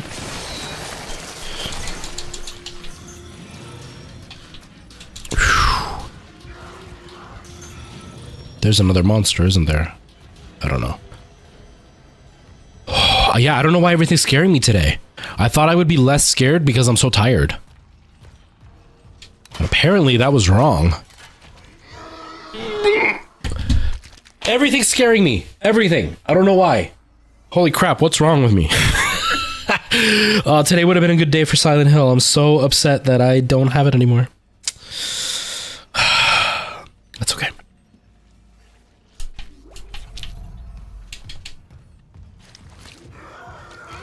Nah, I expected that one.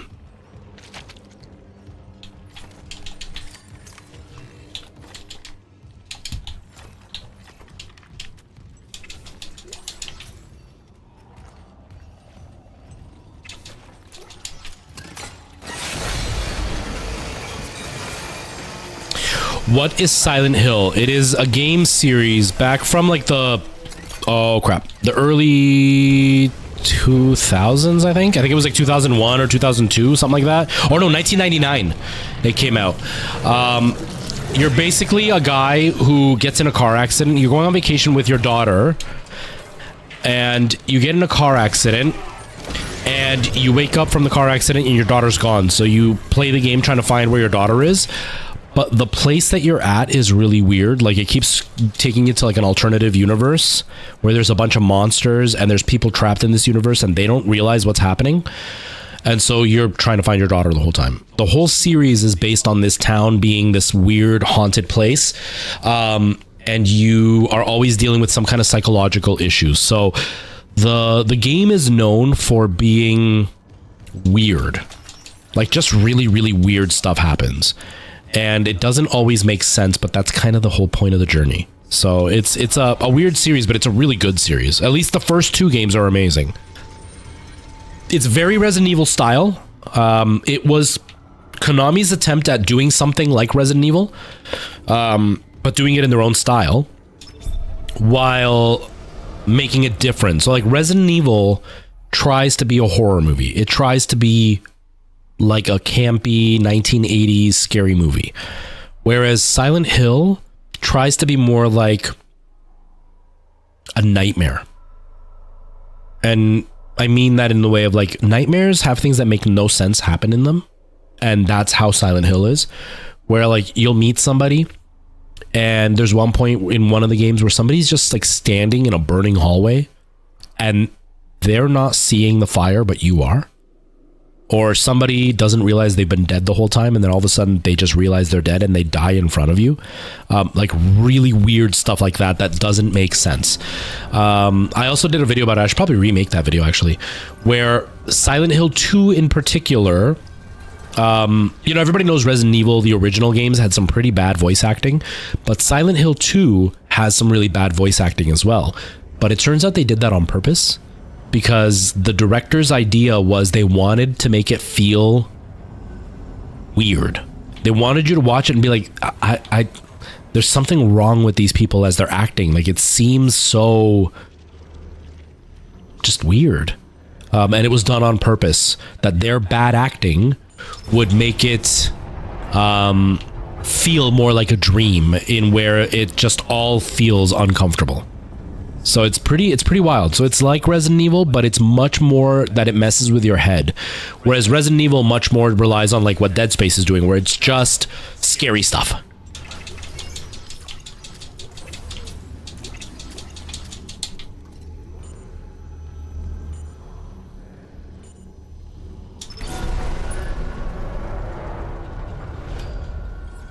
if you so Silent Hill 1 is only on PlayStation 1.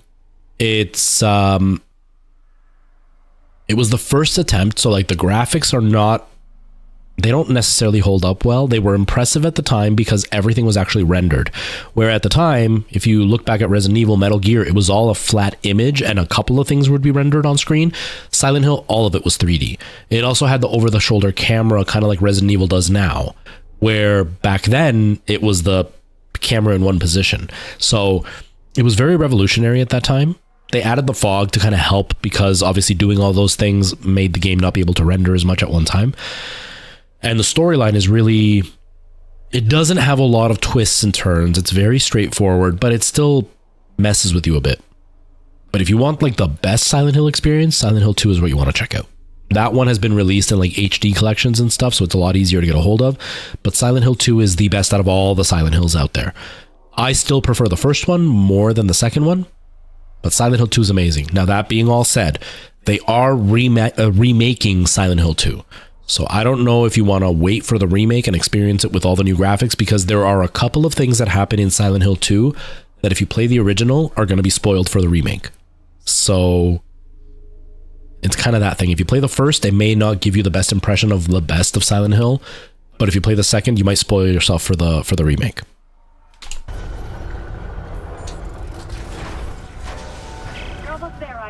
Get the marker to the pedestal. Hurry. So it's kind of like, what was that movie called? The one with Haley Joel Osment or whatever. The I see dead people. That once you know, once you know he sees dead people, you've kind of just like, that's it. There's no reason to watch the movie anymore because you know what's gonna happen. That's kind of what happens with Silent Hill. Is once the twist is given away in Silent Hill 2. There's not really a surprise anymore. So be very weary on whether or not you're going to play the remake on if you want to play the original.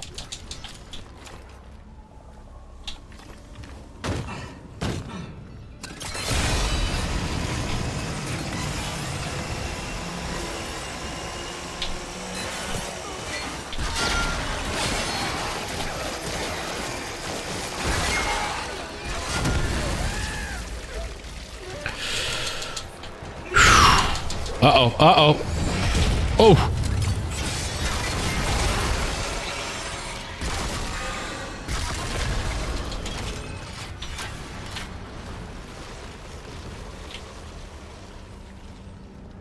Okay.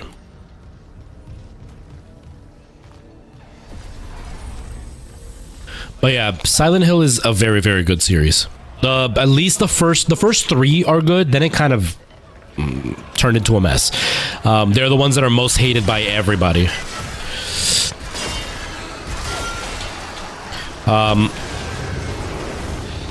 But number 2 is by far the best. Number 1 is my favorite out of all of them.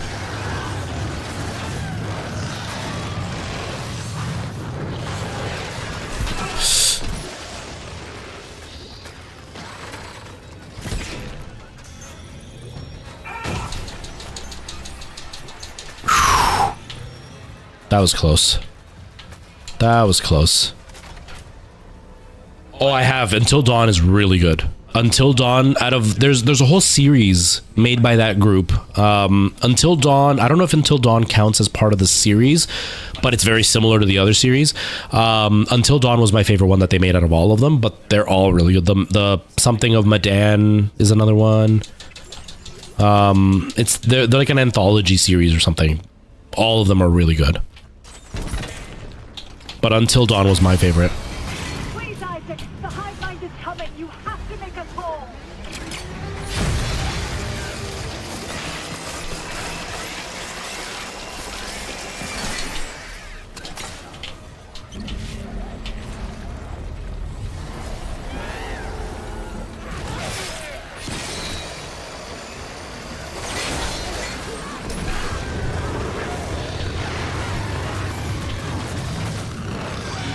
Oh, dude.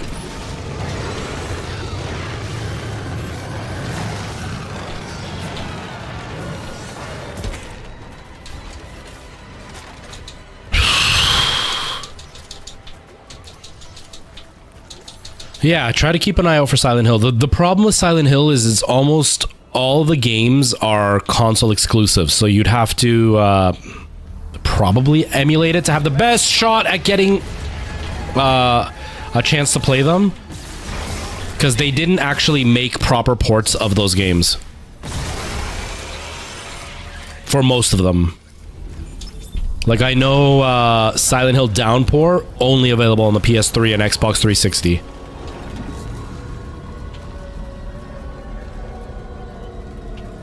Come on, there we go.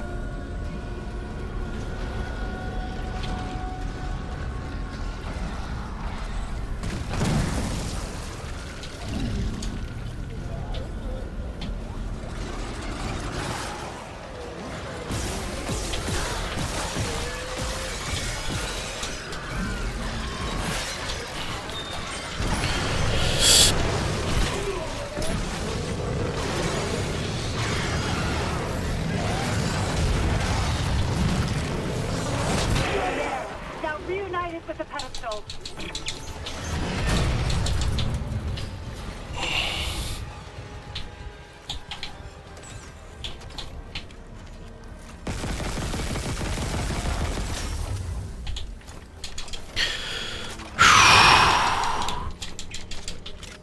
I do not remember any of this being this hard.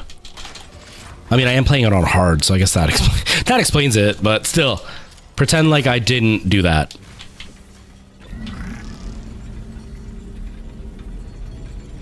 Although I kind of remember the ending being slightly different. Maybe that's Dead Space 2 that I'm thinking of. I wanted to just say that. Shh, don't point out that I'm dumb. Don't point out that I'm dumb.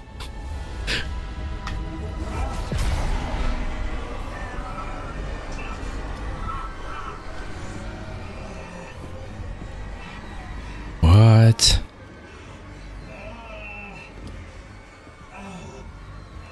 Thank you, Isaac.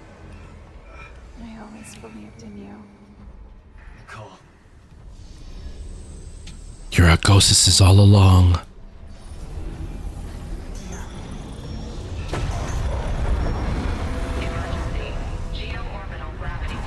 You were a ghostess the whole time. I'm at the pedestal. Evacuate immediately.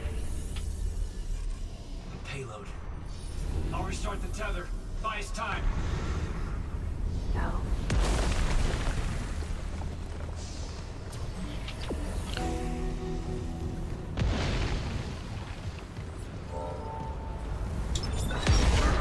Rerouting gravity tether controls. Come on, come on.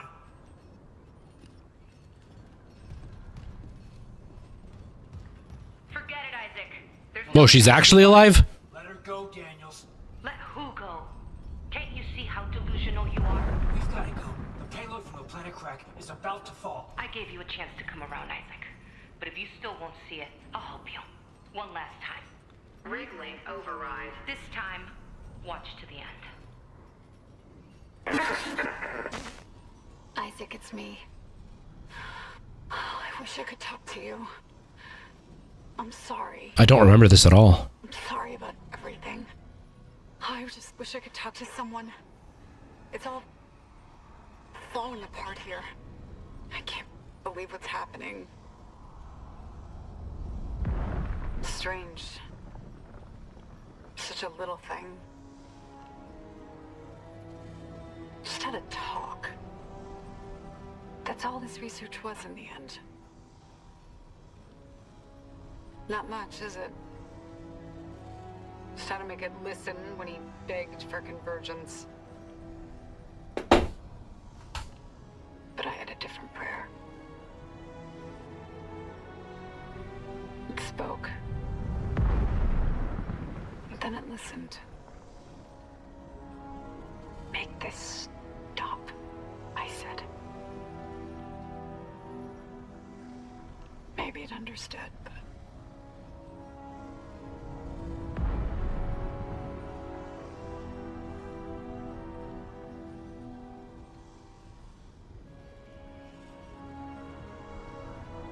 I can't pretend it was taken. Why can't I see you again, Isaac? I loved you. It's your first time seeing this retro game? I always loved you. So you're retro for the first time?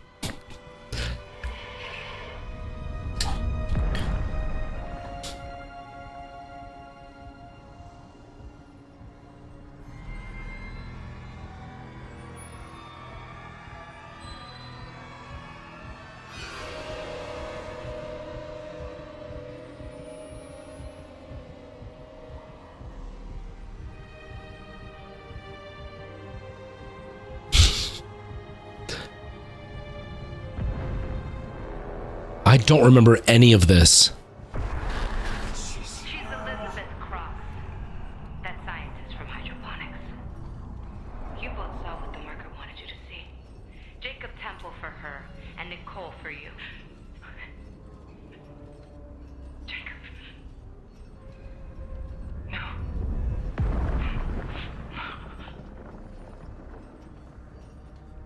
Nicole's been dead this whole time, and you knew. Didn't you? Yeah, I knew something wasn't right, but she'd been through so much, and At least now it'll be in safe hands. The marker won't turn anyone else into its puppet. Give me the loader remote. No. It's over. We're whole again. For Christ's sake, I'm not going to ask again, Cross. no, enough people have died. Then just do it. I've got nothing left to lose. Cross! It's better this way, Isaac. You'll never recover from what the marker's done to you. Oh, nice, Kermit, nice. I hope you enjoy them. All this will be burned. Just like Earth God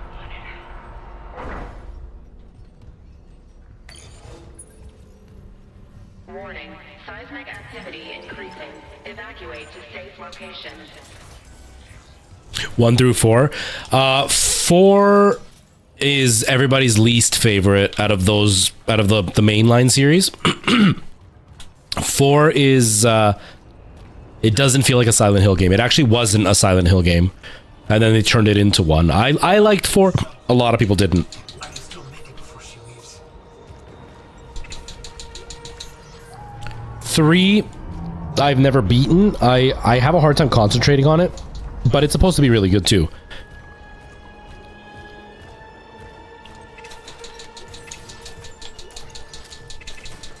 They just give you a bunch of stuff at the end. I have a feeling it's about to be a boss fight.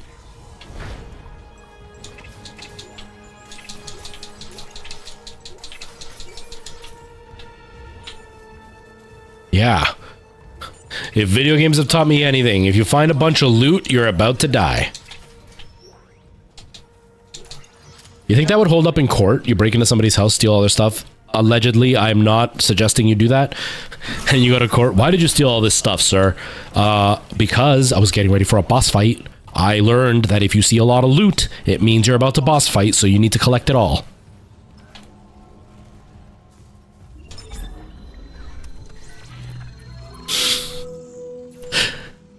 Did I get any? I didn't get any. Okay. Oh man. How much health do I have? I've got 1, 2. Oh man. Okay, I got 13,000 though. I got a whole bunch of regular ammo. Maybe I'll just get rid of one of these. Actually, I'll get rid of 2 of them. And we'll exchange it for some of this stuff. That's better. Let's take back 2. We can get one of these. Okay. Wouldn't be surprised if it actually happened, right? The world is weird, man. The world is weird. Some of the defense that people come up with, it's wild to watch. It's like, did you really think that was gonna work while you were in court? You really thought they would, like, believe you?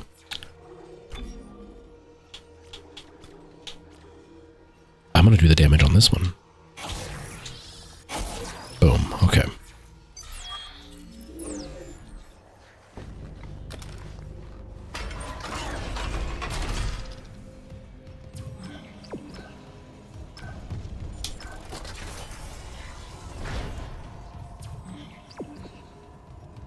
It's like I was just watching a crime documentary. There's a, it's not a documentary, it's a channel. Oh, this is the ending I remember.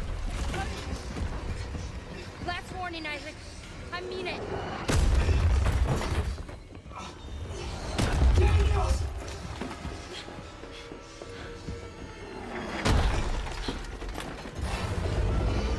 Uh-oh. Here we go.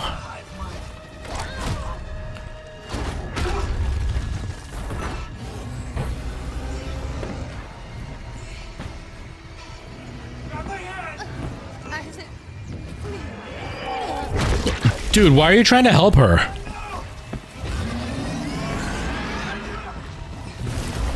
Whoa, there's even more ammo here. Wow, there's a lot of ammo here. Okay, they made sure that we're well prepared.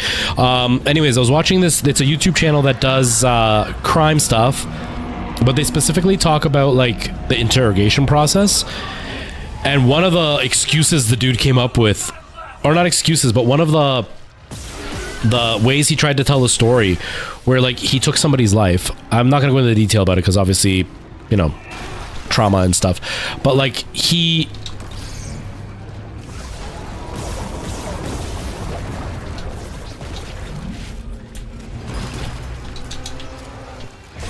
Ouch. He took the girl's life, and then he's trying to pretend like she wanted it all along. And one of the ways he tries to prove this is by saying that as he was doing it, she was saying, forgive them, Lord, for they know not what they do, or he knows not what he does. It's like, dude, do you think you killed Jesus Christ or something? Obviously the woman is not saying that as you're taking her life, but he genuinely was sticking to it like that was really what happened. It's like, you're nuts, dude. People really try to like make up their own reality. It's wild. We live in a weird world, let me tell you.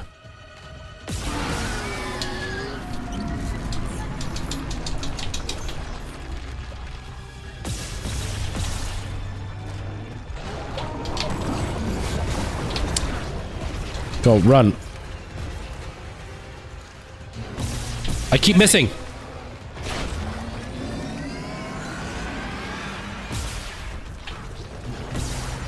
Dude! How am I such a terrible aimer? There we go.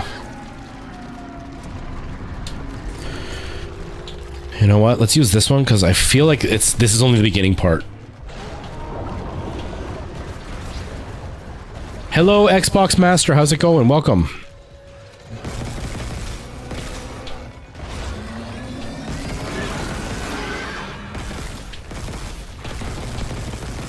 Dude, I'm so terrible at this.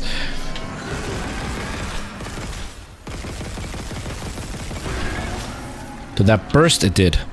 Kind of looks like a pimple. It's kind of gross.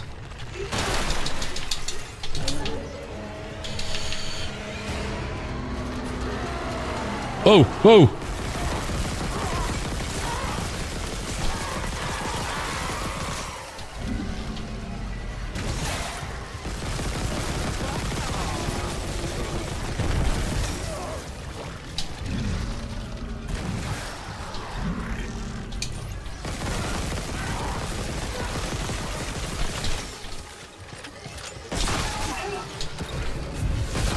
I missed.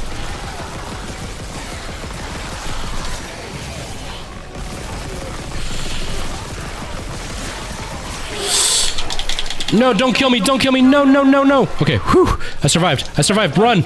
Run, Isaac. Oh, this game's amazing. This game is honestly really good. It's really tough, though. I'm playing it on hard mode, and it is a challenge, let me tell you. Let me tell you. Let me tell you. Apparently, I'm Chef Ramsay now.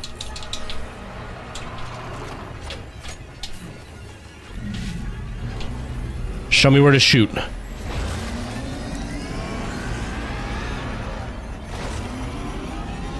Show me the sensitive area hidden underneath your hood.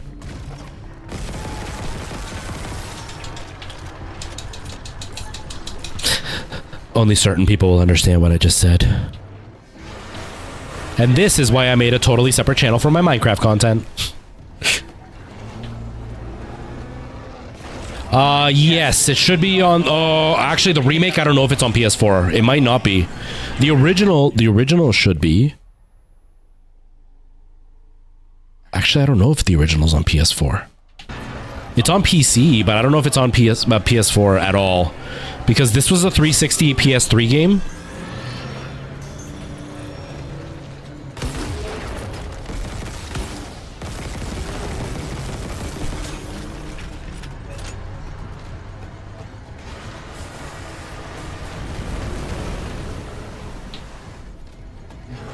Just PS5 and Xbox, okay, yeah.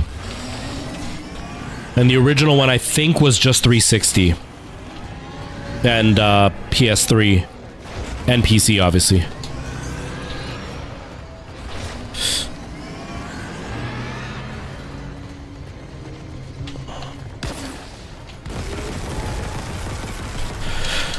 This may spoil the game, though, because it's literally the conclusion. It's literally the end of the game.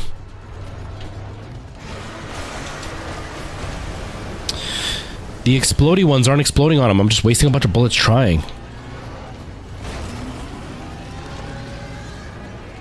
It's a really good game, though. It's hard. It's full of really scary moments, which is great. Ouch. It's very, very hard. I'm out of health.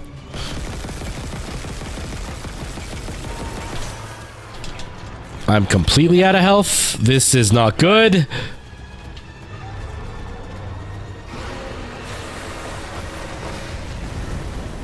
This is really not good.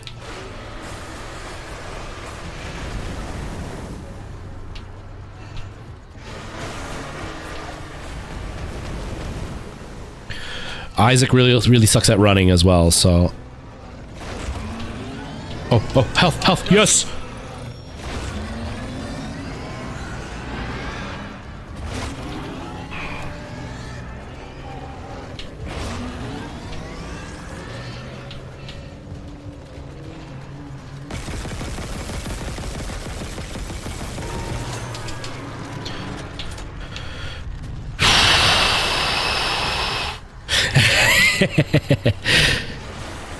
Yes, pretend like I haven't said anything and you haven't watched this play at all. Honestly, though, it's a really good game, and I'm not a big fan of a lot of like the attempts at remakes for a lot of companies. They usually cheap out, and EA is really bad for that, but they did a very, very good job with this game. I mean, it wasn't EA, it was... I don't even remember what company did it, but they did a really good job with this remake. Ow.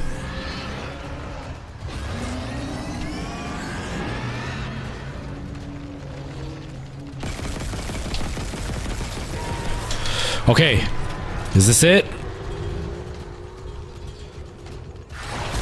There we go.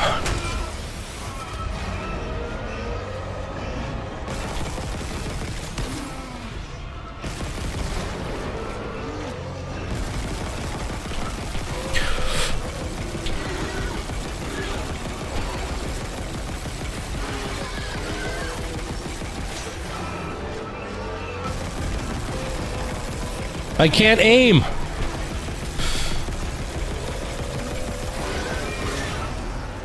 He killed me. I took too long. Oh, no, he didn't. No, he didn't. I survived it somehow.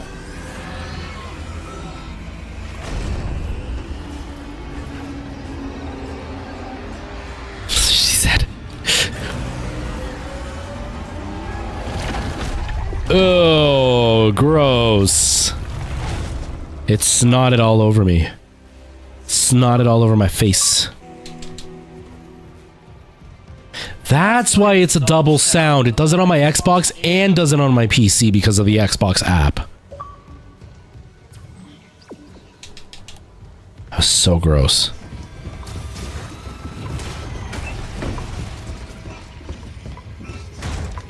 I love how he was running perfectly fine and then suddenly the cutscene starts and now he's tripping everywhere.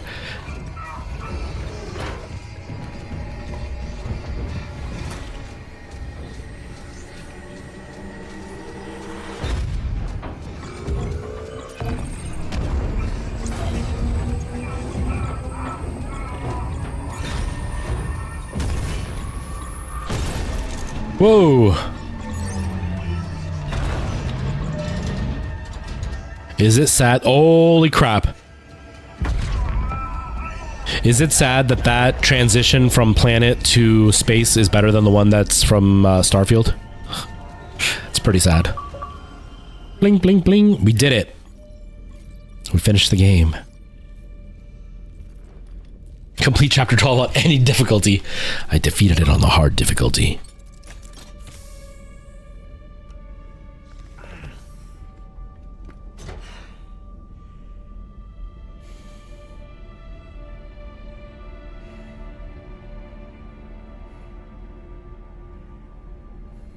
He's got helmet hair. He's sweaty. I like those little details. Isaac, it's me. Oh, I wish I could talk to you. I'm sorry.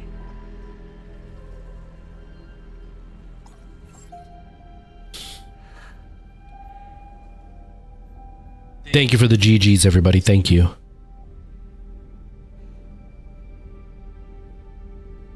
Yeah, they do a really good job with that. Oh, that is messed up! Woo! I forgot that happened.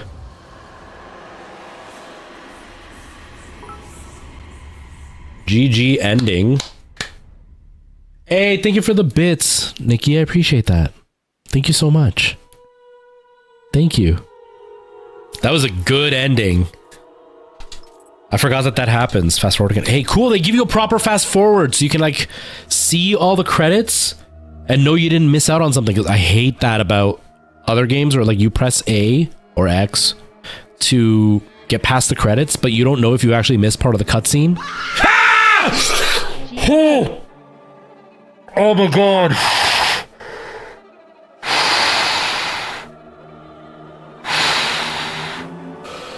Oh, we win. Woo! Thank you for the jump scare, Weeman. Holy crap, that was good. Oh my god. I don't even know if TikTok heard that. TikTok may have just heard me scream for no reason. That was good. That was a good jump scare. Thank you, Weeman. Holy crap. Oh my god. Oh. Now that my heart's calming back down. Oh. That was a good one.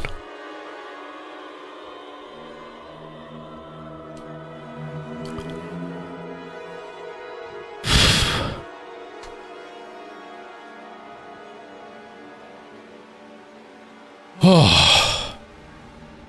Did I hear somebody knock? I don't know if I heard somebody knock.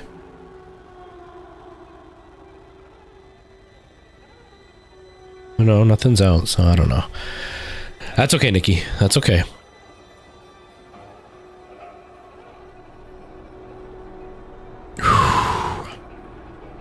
Oh, that stopped my heart. That was a good one. That was a really good one.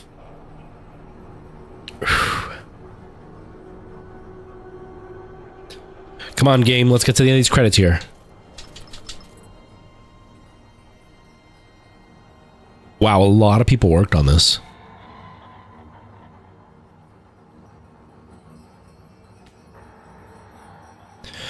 Go, go, go. Let's go. 10 power nodes. Wow.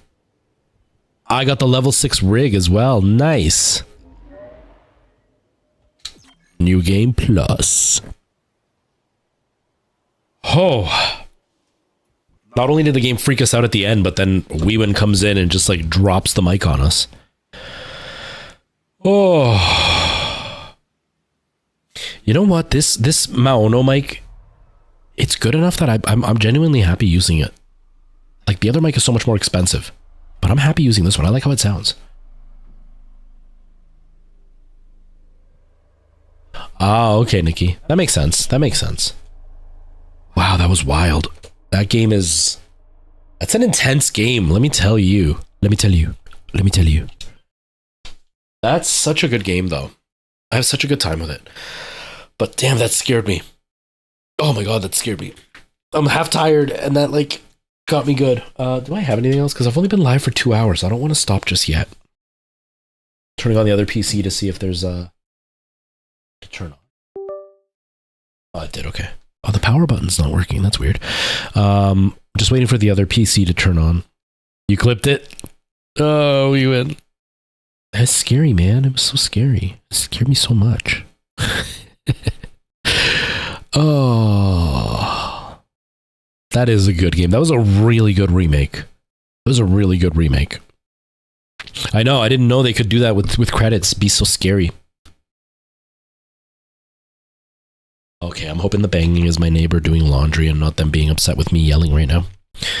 I gotta say, I like this camera angle because you can see the computer. And I like that you can see my computer. You can see my little zombie hula person. Why is the PC not turning on? Turn on, PC. Ah, there we go.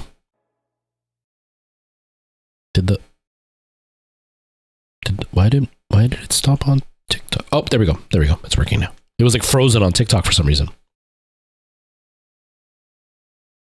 Let me just check to see if there's anything worth playing. I don't really want to do a VR game though. I'm way too tired for that. Way too tired. Let's just let it load. This PC loads really slowly. There's way too much junk on it.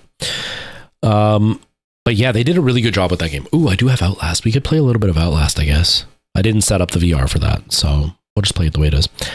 But yeah, they did a really good job with that remake. I'm not a big fan of remakes most of the time. Resident Evil 2 was definitely really good, but that was good from beginning to end. Because sometimes you kind of get to the end, you're like, okay, can we stop now? But that one kept me going the whole time. I felt Resident Evil 2 did kind of drag by the end of it. I was kind of like, okay, like how much longer do I have to keep dealing with this? But I think Dead Space found a really good balance. Yeah, we'll play a little bit of Outlast, and then that'll be. We'll probably play for like another hour. If I get really into it, maybe 2, but for another hour at least. Because it's way too early to stop the stream. Way too early. Come on, load up. This PC is so slow. I apologize, everybody. I apologize. I think eventually I'm going to replace my keyboard, get a white keyboard. I want to get a white case. I like this case a lot.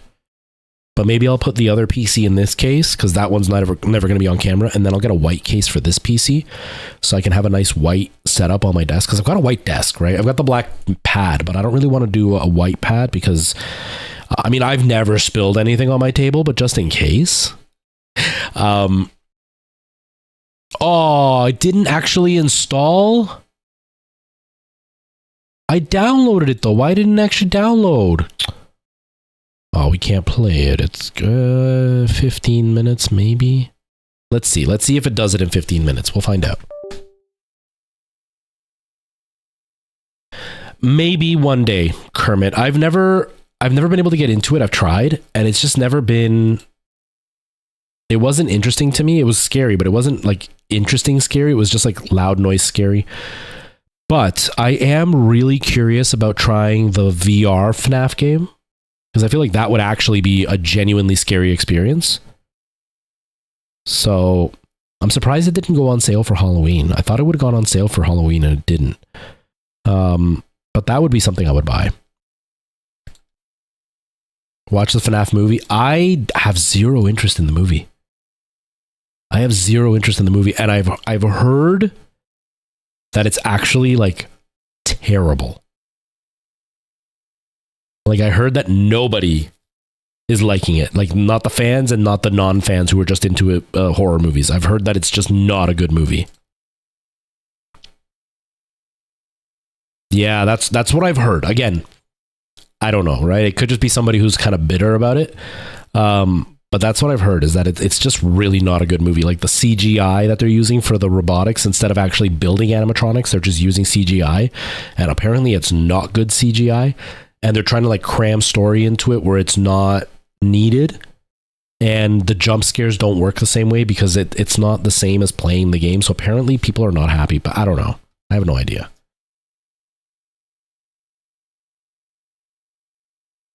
Oh, hopefully, Nikki. Hopefully. Okay, so this is... No, it's jumping up to 20 minutes. Then it went up to 25. Now it's down to 17, 14. Let's see. Let's see what happens. Let's see if it doesn't completely. If it jumps up too much, then we're going to have to stop. Okay, it's at 11 minutes now. I can wait 11 minutes. Let's make this happen. Hurry up, game. I was just about to look something up and now I forgot. What the heck was I going to look up? I don't even know. Oh, the music. I was going to put on music. That's what it was.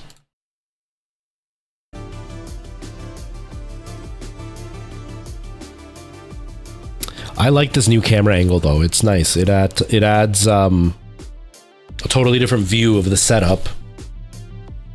And it feels more like we're just chilling out and talking, which is nice. And then for TikTok, it's great because they can kind of see what's being played without TikTok freaking out and having a freaking brain aneurysm thinking that I'm playing something that I'm not.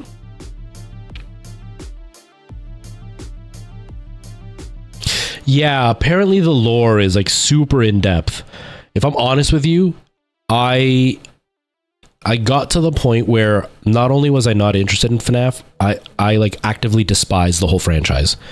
And a big part of it was, what's his name? That's just a theory, a game theory, where every video was about FNAF with him. And so that very quickly made me dislike the whole franchise because he just milked that damn franchise dry. So it's not really FNAF. Mind you, FNAF just kept releasing game after game after game. But it's just like, now... So now I just have zero interest. So like the movie, not interested at all. Like I said, I want to play the VR game because I feel like that would be more interesting because it's in VR. But I genuinely have like not just zero interest in the game, but like I actively don't even want to try it. Yeah, I was a big fan of his, but then when he started on his FNAF thing and it was like video 15 of FNAF, I was like, yeah, no, you're boring, dude. You're milking it. You're not even doing anything good anymore. So I stopped watching him. I unsubbed and everything. I haven't watched a MatPat video in, God, a good 5 years, maybe.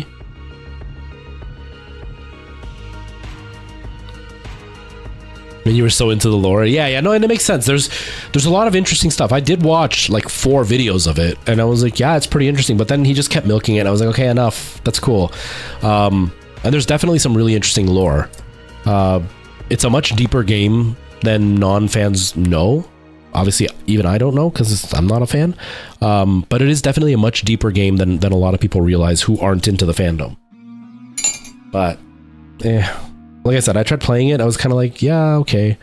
But it wasn't anything that excited me in any way. But I think VR would add that excitement element, and then I'd be able to appreciate it more. Because I do really like the jump scare thing, and I feel like in VR that would just have so much more impact. So that would be the plan, but I don't think Meta is doing like a proper Halloween sale. I think their sale is on right now. And I don't think there's anything when it comes to FNAF. Oh, wrong mouse. Oh, dang it. I went to sleep. Wake up. No, go back.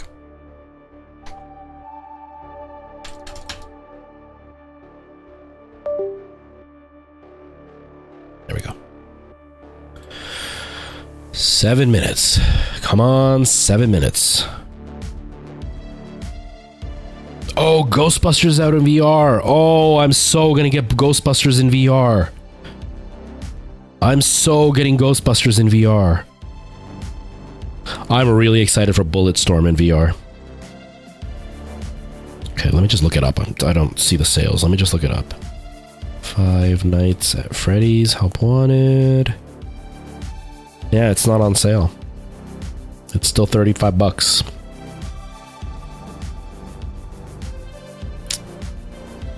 Meta, you used to offer me 30% off codes every once in a while. I haven't bought a game in a while. Send me a 30% off code. Send me a 30% off code, Meta. How about Steam? Does Steam have FNAF and is it on sale? Uh-oh. There we go. Okay. It's on sale on the PlayStation, but like the VR version?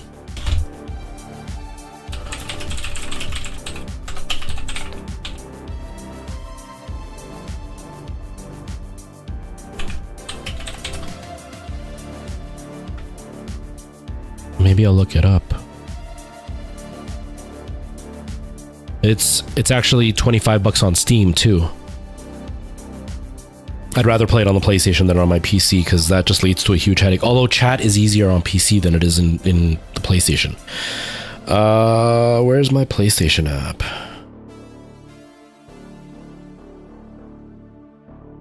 Yeah, 25% off there too. Why is Meta not on sale, but Steam and PlayStation are? That's so weird. Meta, what's wrong with... I don't understand this. Meta releases their new headset, the Quest 3, right? It's actually, mine's up there. Is it up there? Yeah, it is. Mine's up there. And they don't release any games for it. Like anything that's Meta exclusive that's going to come out for the Quest 3 only.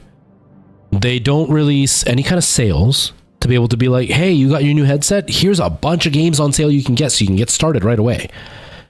And now it's Halloween, and the two other major platforms with VR have this game on sale, and Meta doesn't. What is up with Meta? Mark Zuckerberg tries to pretend he's super smart, but the most basic stuff he just fails at.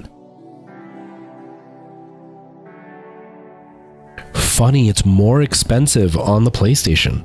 Well, not funny. Surprise, surprise. Sony upcharges their games. And so on Sony with the sale, it's $30. On Steam with the sale, it's $25. It's a $5 difference. Sony is like inexcusably greedy. The same sale amount too. They're both 25% off, but they upcharge on Sony. So then that's the other mistake that Sony made, is they released their PSVR 2, which was already overpriced, and they're releasing all games that have been out on other platforms for years, and they're more expensive on the PSVR 2. They look better on PC, and you can get them for almost half the price half the time. I'll just buy it on the PC for half the price, and it'll look better than it would on the PSVR. Or I'll get it on the Meta for almost half the price, and it won't look as good, but it's wireless. It's so weird. Companies, man, they're greed. They're just not hiding it anymore. They're just not hiding it anymore. I'll think about it. Obviously, this sale's not going to last forever, but I'll think about it. I'd be willing to try it in VR. I'd be willing to try it.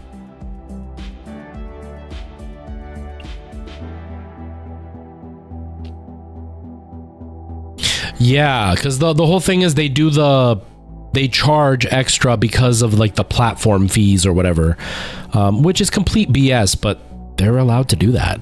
I know Apple has faced, I think they're still in the process of a lawsuit about that, but theirs is more about they don't allow anything on their phones that isn't from their store.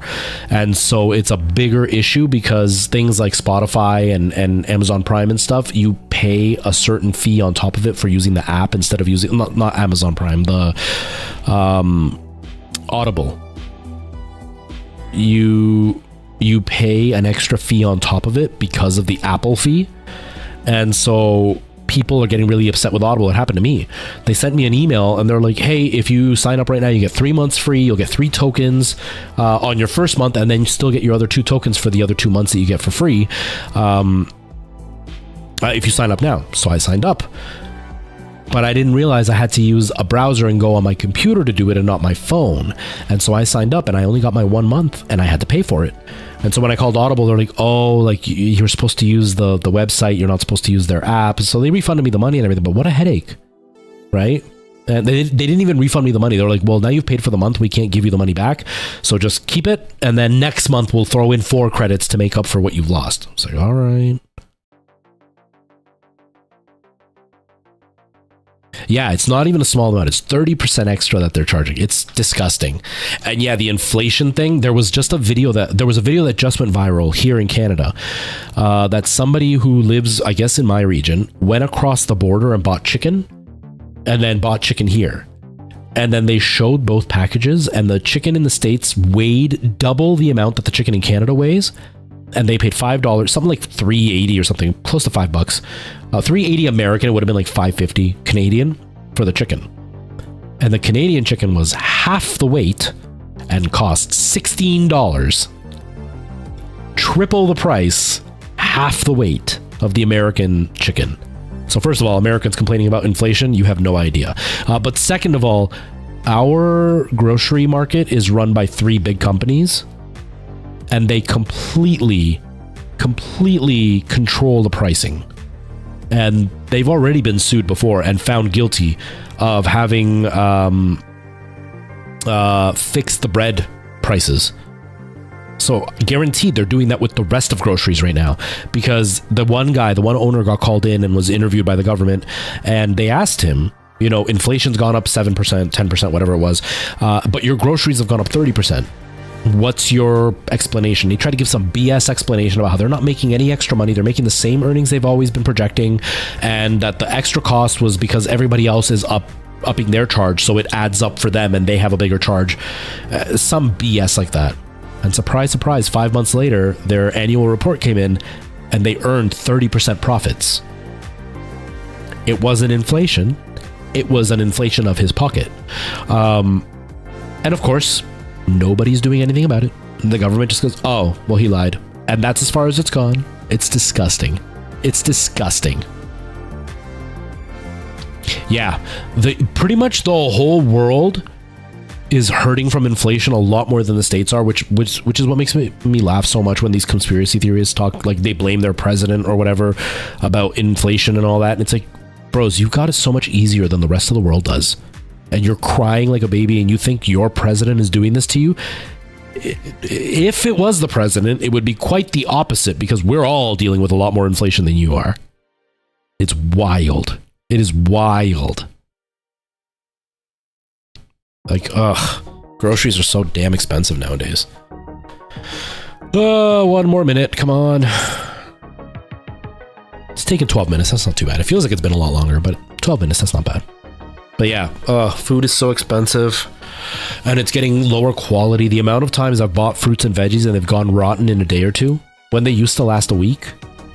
Like, I've basically just been buying frozen veggies at this point because I can't get fresh stuff. It goes bad so quick. The world sucks sometimes. That's all I can say. The world sucks sometimes.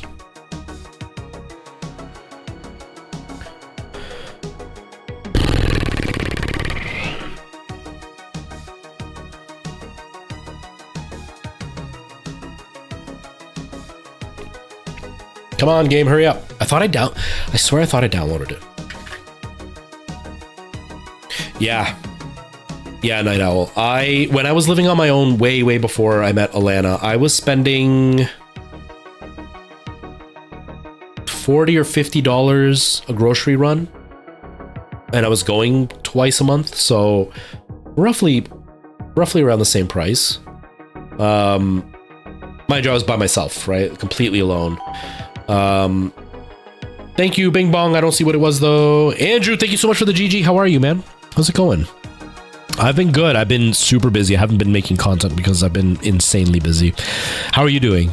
But yeah, now anytime I go to the grocery store, I'm looking at least $100, and I'm going to the grocery store roughly every other week.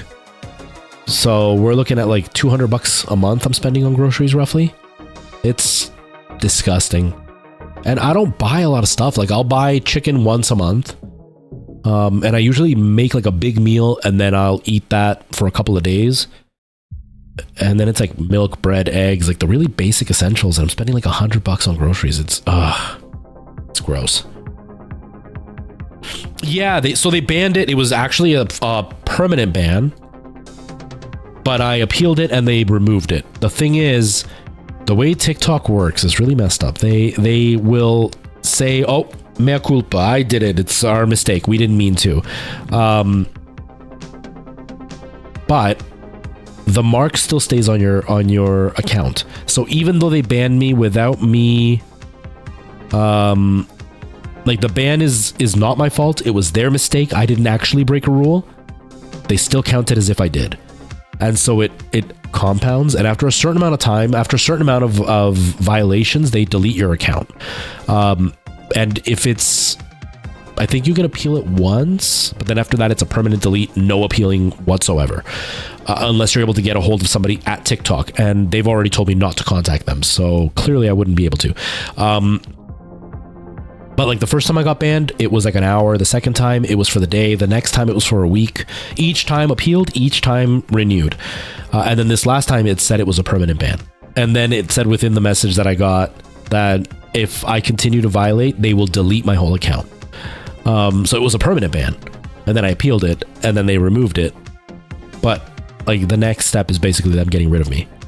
So that's why I have this weird setup on TikTok. You'll see it in just a second, where I'm actually showing my face only, and you can see the screen in the next scene that I have, so you can kind of see what I'm playing. I've also set up the gameplay behind me, and you get like a little peek at the top at the bottom, just so you can kind of see I'm playing something. And it sucks because that means people have to go to a different platform, and they're not going to, all because TikTok is being stupid. But they've tied my hands. There is nothing I can do to fix it, and it really sucks. It really, really sucks. But what can I do about it, you know? But yeah, this is the scene. So you can kind of see my monitor. You can kind of see what's going on. And then like behind me, will it show up? I don't know. Oh, no, wait, it's not. No, is it showing on TikTok? I don't think it is. It should be. Why isn't it? Oh, weird. Why isn't it showing up? Huh.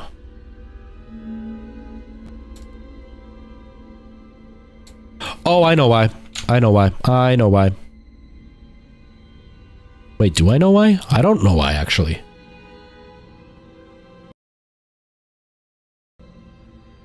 There it is. Okay, no. Oh, yeah, I should. I hate that I can do that on Twitch, can't do that on TikTok, can't do that on YouTube. Well, I can do it on YouTube, but it doesn't really do anything. But I can't do it on TikTok at all.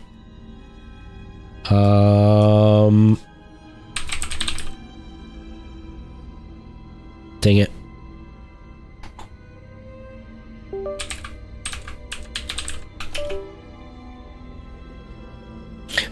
my go live notification still says The Exorcist Legion.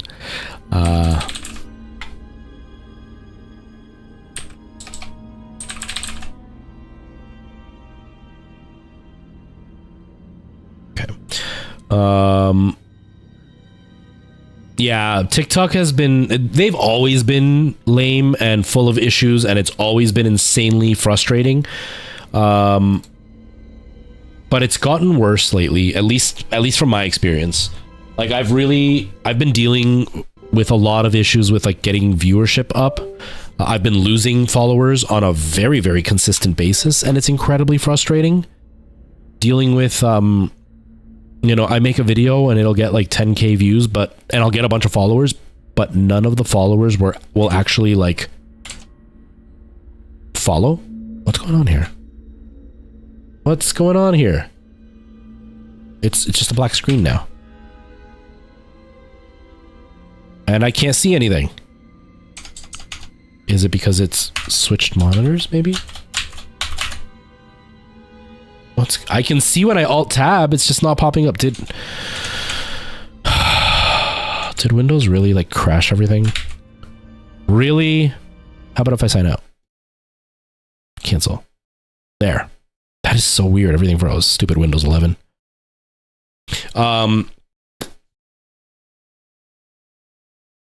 Yeah, I haven't been posting recently, but I haven't been able to get back for a couple of months now. I've been trying so hard for a few months to get my viewership back, and just nothing, and I'm still continuously losing viewers no matter what I do. Okay. Now is it gonna work? All my apps crashed. Everything crashed. Are you serious? It's been almost half an hour since I stopped playing the other game.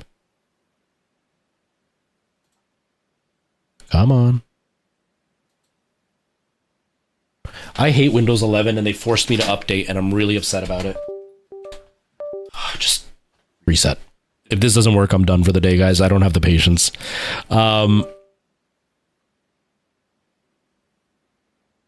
Yeah, that's how I feel. That's how I feel. I'm like, what's the point of putting in the energy to TikTok if, one, it's a crapshoot? Like, I hate those people that are like, okay, so I don't know how much I believe the whole, like, I've been ghost banned or whatever it's called. Because I don't know, right? But at the same time, I do full-heartedly believe that it is a chance game. It's not a, well, your content just isn't good enough. Your hook just isn't good enough. Because I could have a video that is amazing, and they'll show it to 100 random people who have zero interest in gaming. None of them are going to watch it, no matter how good my hook is, no matter how good my editing is, no matter how good the story that I tell is. If they show it to 100 people who don't care about gaming, they're not going to watch it. And then the algorithm doesn't share it. So it's totally a chance game. And so I 100% believe that. And that's really frustrating because they're not showing it to the people that actually want to see what you do. And so why would I put in all the effort for a platform that doesn't care? Where YouTube, I'm not getting anywhere near as many views on YouTube, but I am getting more views with every video. The first one got like 100 and something. The second one got 200 and something. The latest one that I did 4 days ago is at 300 and something. They're all going up in count. But TikTok just doesn't care. And then you get banned all the time. Like, it totally de-incentivizes you. And if TikTok's not careful, they're going to lose a bunch of their best creators. No worries, Kermit. You didn't miss anything. The stupid game took forever to download, and then I finally logged back. I finally got ready to start, and then everything crashed. So I had to restart the computer. So this is my last try at playing it. If it doesn't work, I'm done for the day. I'm exhausted. I wanted to play for an hour. We've already wasted half an hour doing this. So we're probably not going to get to the point of playing it for an hour. We'll probably play for like half an hour.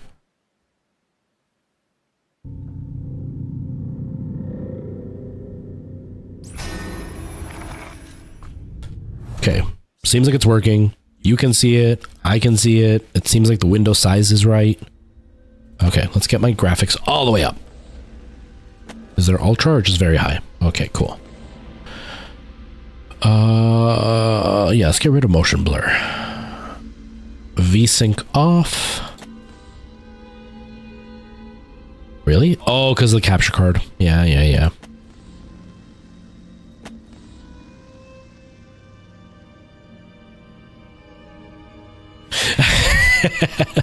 The only reason I would ever fly past your account, Night Owl, is only because of the type of content that I'm making being easy mode versus the type of content you're making, which is much more challenging to get into.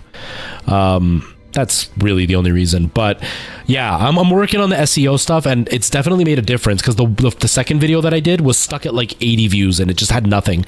Then after I talked to Girl Thulu and we kind of went through some of the suggestions, I changed it and instantly it jumped up in views. And then I used very similar setup to this new video, and it's done much better.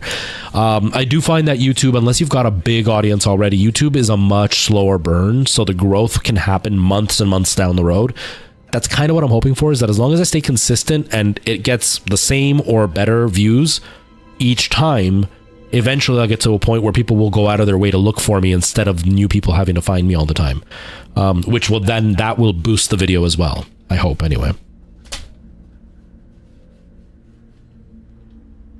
Yeah, and that's kind of what I'm hoping will happen with mine, is that it'll be a very slow burn as well. Because I have one video that's ever broken 1,000 views, I think it's just one of 1,000 views on YouTube on my original channel, and it was one about like camera settings, but it didn't happen for years. Like, it took a couple years for it to actually start getting any views. Hello, Inca, how are you? All right, so oh yeah, it's just telling you, be careful because it's gonna mess with your head and it can be really scary and intense.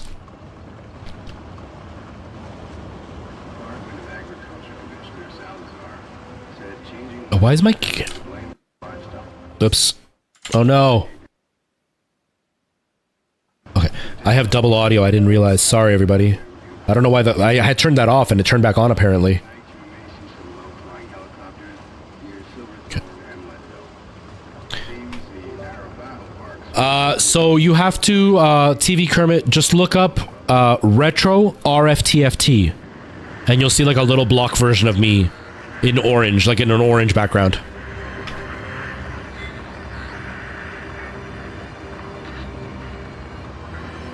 Oh, we're getting bad screen tearing. Why am I getting screen tearing? That's weird. Oh, Andrew, thank you for the compliment about the setup. It's my attempt to try not to get banned. So I pulled out my old broken camera and I put like the widest lens I could get so I can get most of the room so you guys can kind of see the screen while I'm playing. So hopefully that'll kind of let people know what I'm doing. There you go, Night Owl got it.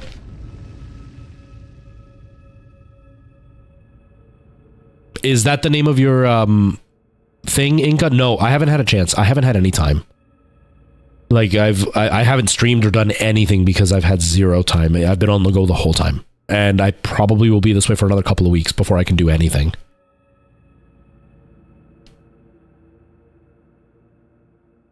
Okay. It wasn't popping up. Oh, weird. Well, at least you got it there. You got it there. Okay, September 17th, 2013. From mutemail.com. Okay. You don't know me. Okay, can't tell me what this is. All right. You don't know me. Have to make this quick. They might be monitoring. I did 2 weeks of software consult for Markov Psychiatric Systems facilities in Mount Massive. All sorts of NDAs. I'm very much breaking right now, but seriously, fuck those guys. Terrible things happening there. Don't understand it. Don't believe half the things I saw. Doctors talking about dream therapy, going too deep, finding something that had been waiting for them in the mountain. People are being hurt and Markov is making money. It needs to be exposed. It's called Dadbot SMP. Oh, that's amazing. Oh, Blue Sky. Oh, no, so I got on Threads and I've used it like 3 times. I've had Twitter for like almost a decade and I think I've maybe used it less than 50 times. I hate those platforms. Hate them. I know I have to get used to them, but I hate them. I hate them so much.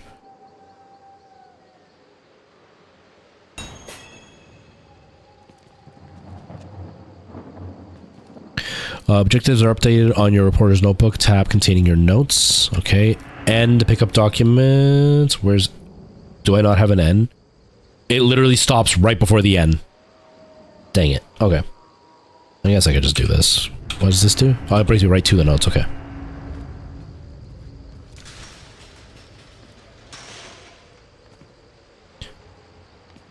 What's so good for a brand new channel? I said a whole bunch of stuff and I didn't look at the screen, so I don't know what you were referencing, Night Owl. Oh, this is way too sensitive. That's better.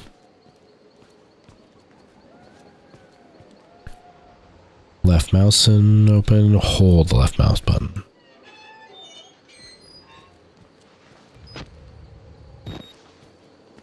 I forgot how scary this game is. Oh, I have to turn on the VSync. The screen tearing is horrendous. Yes, keep them. That's better. Oh, that my it's good for being so new. Yeah, I think all the TikTok content has helped, but I've also been like super fixated on certain Minecraft creators. And so because I already have made so much content, I know how to somewhat recreate what they're doing. And I think I've been able to emulate them pretty decently. So I'm still working out certain things that I want to make a bit more of a smoother process on my end. But yeah, I'm feeling pretty proud of it. When I watch my videos back, I'm like, you know what? There are things I need to tweak, but overall, it feels like it's a channel that's been around for a while rather than a brand new channel that has a brand new creator, which I'm pretty proud of. One of the things I definitely want to work on is writing a bit more music, because I don't want to use generic royalty-free music, but I also don't want to use like pre-made songs and then eventually, if the channel happens to do really well, I don't want it to end up getting a bunch of copyright claims. So make it myself, you know? Exactly. Yoink and twist. And that's what I've been doing. And the funny thing is I've taken 2 of my favorite creator styles and kind of merged them, because one of the creators that I watch a lot is named Wadzi. And now he does a lot of stuff on his own, but he's very much ADHD content. Like there's constant memes, constant loud sound effects. A lot of the things that Gen Z does with like the distortion in the sound, a lot of that happens in his videos. And I don't like that. But I do like the memes being thrown into the video. I do like his challenges that he does in his videos. I also play by myself, so it's not like I really have a lot of people to play with to not do anything but challenges right now. But I like the calm and more like friendly atmosphere of guys that are on Hermitcraft, guys and girls that are on Hermitcraft, and their creative ideals. So I'm definitely trying to merge both right now and kind of find my own flair within it. The big thing I'm struggling with is I'm so used to live streams that I'm used to kind of maintaining a steady energy throughout all of my stream. And I always forget that videos, they don't work as well when you're super low energy. So I have to work on upping my energy a little bit in my videos. Wow, I'm getting a lot of screen tearing, but VSync is on. And so I gotta work on that a little bit. But yeah, I'm trying to find my own little flair, but still maintaining that Minecraft feel.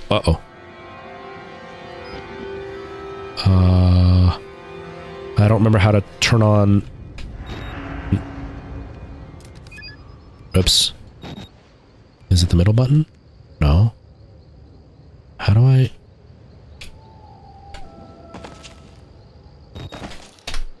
Oh, night vision F. Oh, okay.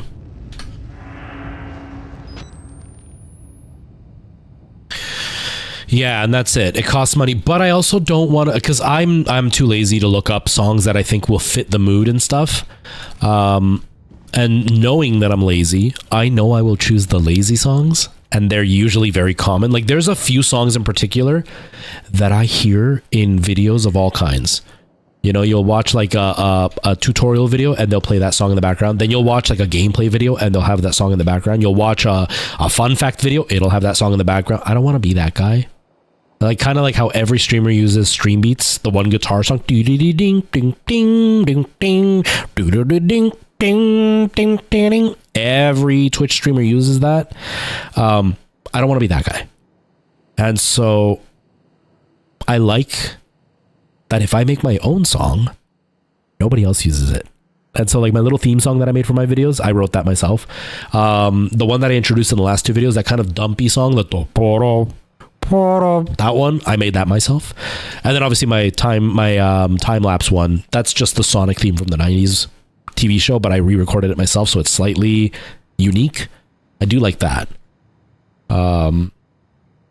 Yeah, and that's it. I need to, now that I have the other setup in the other room, that's what I want to be able to do with it, is record higher energy stuff, because, whoa! Because I'm doing a lot of time lapses, and while I'm doing the time lapse, my brain is kind of just shut off. I'm just digging. And then I go and edit the video and I'm like, I didn't say anything, and I don't want to keep using the same Sonic theme every 5 minutes. So I definitely like that I have that audio setup now, so I can add voiceovers. And then obviously low energy sections within the video, I can just re-record the audio. And I'm recording in 2 audio tracks now. So one is just gameplay, one is just my voice. So I can just totally add my voice. I've done it for the video a few times, not re-recorded, but taken my voice from a totally different section of the video and just thrown it onto this section of the video so it works. So I do like that. I do really like that. Those are the things that I'm slowly learning and implementing to make my life a little bit easier and make the videos a little bit better. I also slowly want to work on adding more storylines within my video and not fully ad-libbing like I have been.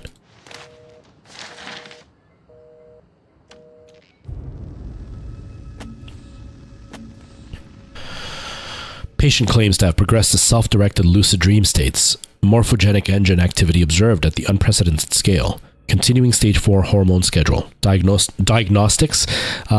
Spirometry revealed no bronchial accumulation.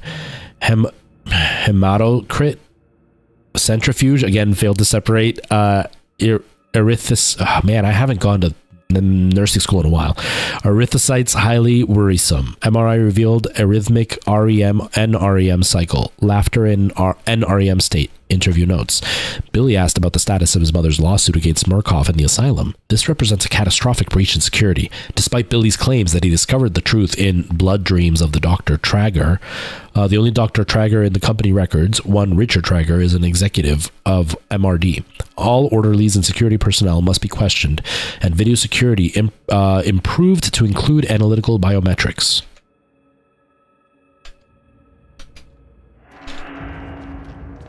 But yeah, being faceless definitely has its benefits. Definitely has its benefits.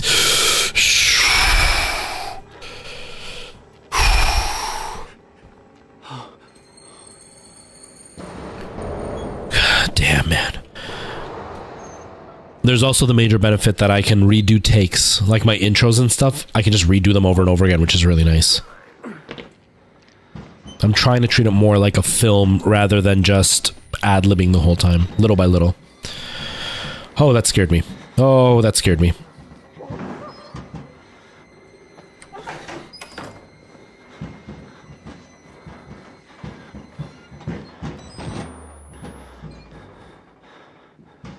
If I remember, not using night vision does not waste battery, right? I think.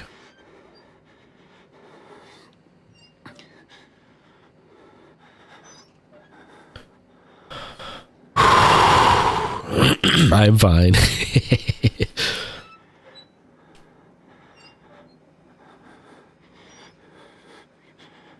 Okay.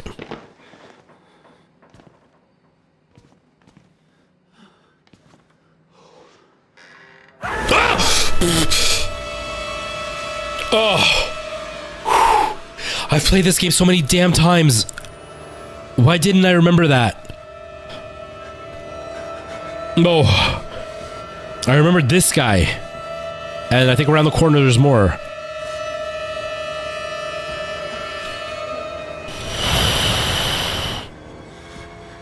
Yeah, that. I remembered that.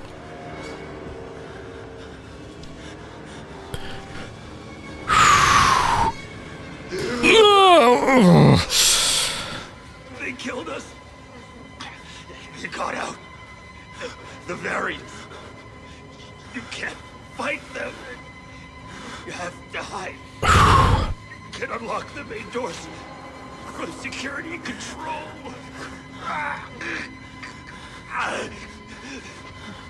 You have to get the fuck out of this terrible place. Oh, there's a bunch of heads and everything. Look at that. Oh, that's messed up. Twitch, y'all are missing. I mean, TikTok, y'all are missing a whole lot here. Come hang out on Twitch or YouTube if you want to watch what's happening.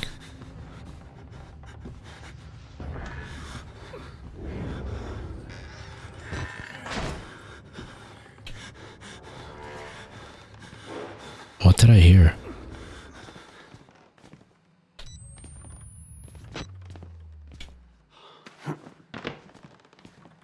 Hey, Seven, how are you?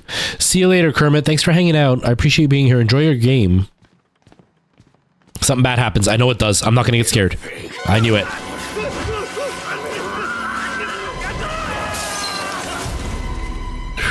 The first time, that terrified me.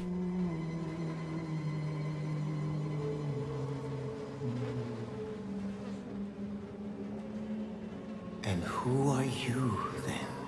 My name is Retro Rift. I'm just a Minecraft player. Just a Minecraft player. I see.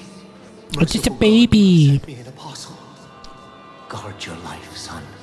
You have a calling. Is that calling being a content creator? Because I would like that calling very much. Very much I would. Is it here yet? Still not here. It did escalate very quickly. How are you, Seven? How are things going?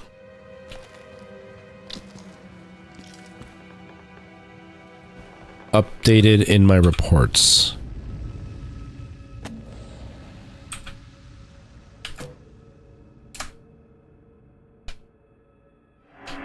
Okay.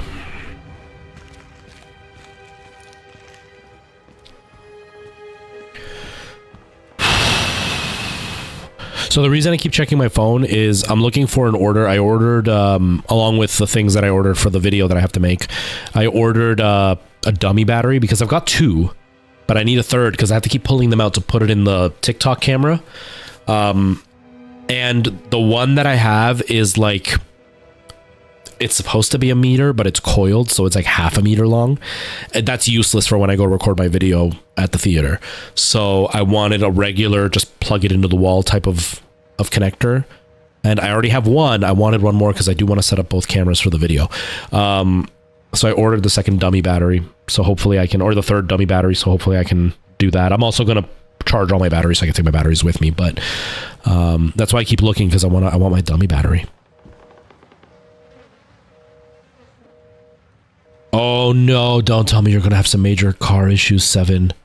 I hope it's nothing serious.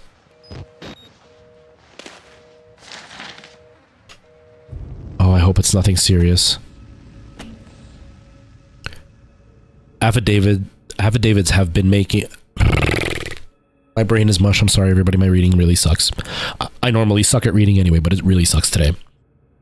Affidavits have been made before the board of directors by Murkoff Hardline Security, who has reason to believe catastrophic security failure of psychiatric center with imminent danger of environment contamination. We are satisfied that the affidavits and testimony establish sufficient evidence to require urgent action on the part of MHS and the grounds for the issuance of this warrant. You are hereby required to grant MHS full access to the facilities and surrender complete authority to its agents. By acceptance of this document, you and any surviving relatives surrender all claims of litigation against the Markov Corp or its subsidiaries for the actions of MHS or the circumstances which require their actions, regardless of responsibility. Oh, Jesus, that's expensive. That's expensive, 7. I'm sorry. I freaking hate cars.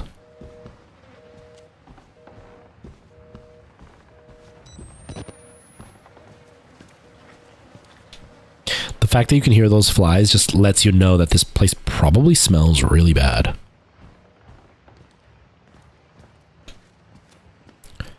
How do I know where I'm supposed to go, though? Is it under notes?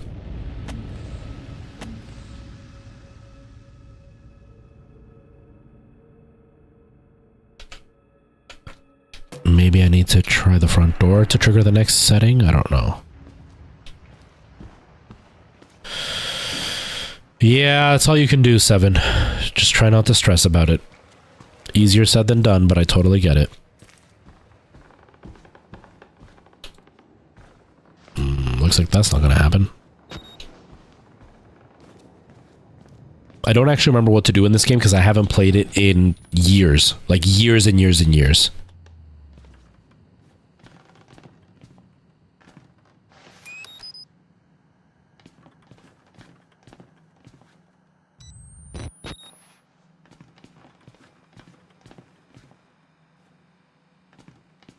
Hey, Turtsa, how you been? Yeah, it's definitely one of those, where the heck do I go? Everybody likes the beard. I don't mind it. I don't really like it. I don't mind it, though. It's a lot of maintenance because I constantly have to trim it. I constantly have to brush it and all that kind of stuff, and I don't like that.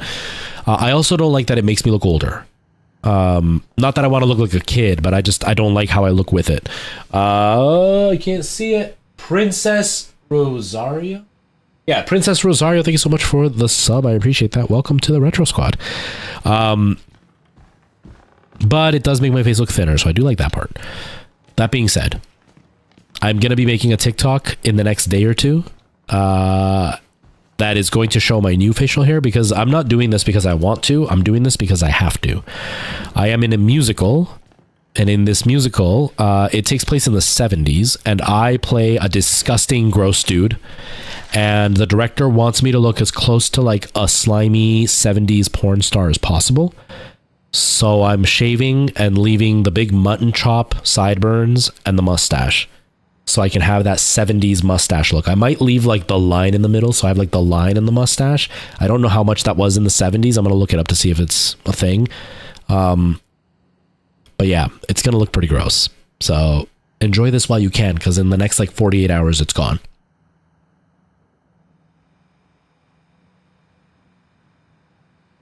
Thank God for the musical. Yeah, it's going to be interesting, to say the least. Interesting, to say the least. Okay, therapy status. Morphogenic engine activity plateaued at roughly 200 ppm. Unsafe to progress beyond stage 3 hormone schedule. Diagnostics. Spirometry revealed light to medium bronchial accumulation. MRI scans consistent with patient's reported dreams. Interview notes. Walker was interviewed in restraints following his self-inflicted mutilations. Restraints have had to be altered to accommodate his enormous size. Extensive dermal eruptions as consistent with failed morphogenic engine cellular activity. He claims the skin he ripped from his forehead allows him to for a truer way of seeing. Seems to have some boyhood experience with Tautara lizards and their parietal eyes. He has expressed anxiety about his flesh, specifically around his lips and nose. Attending orderlies should be advised to watch for further self-mutilation. The mental traumas he sustained while serving in Afghanistan seem to be retarding progression of the ME process. His predominant fixation, amplified by therapy, is a manic exaggeration of military security protocol, and continuation of both chemical and physical restraints is highly recommended. Okay, I don't remember reading that last time. Yeah, you think it looks great? I mean, yeah, everybody has told me they really like it. Everybody's told me they really like it. And I mean, now that I've got the facial hair and it's nice, that's when, you know, I'm getting all this attention and stuff. But sadly, I'm gonna have to do the stupid porn star mustache thing going, and that's gonna be fun. That's why I want to make a video about it, because I know I'm gonna get comments about it. I know I am, but I have to. It's just part of the show. Then I'm probably gonna shave it all and then grow it all back, since everybody seems to like it.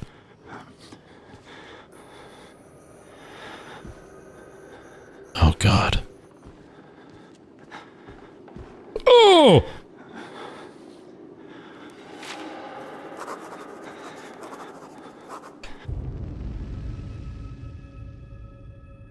Doesn't get kissed until he grows it back. Yeah, a lot of women like their guys with facial hair. I don't. I hate the facial hair. I hate the facial hair. I like being clean shaven. A crowd of broken men watching a dead channel. They look like patients. They survived whatever happened here, but nobody's home.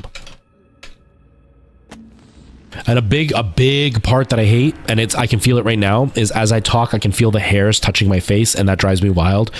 And when I'm eating or drinking and stuff gets on my beard, I don't like that. Like, I absolutely hate it. There's a good chance I'm going to shave it. I'm not going to grow it back. I really hate it.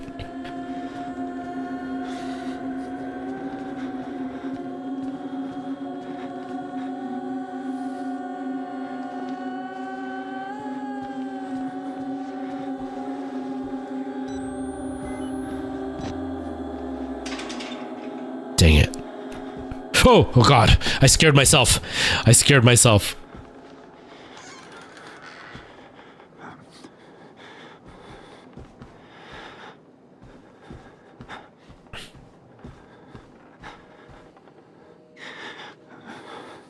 Before H, you hated beards or chest hair? I have a bit of chest hair, not a lot. I'm not a very hairy person.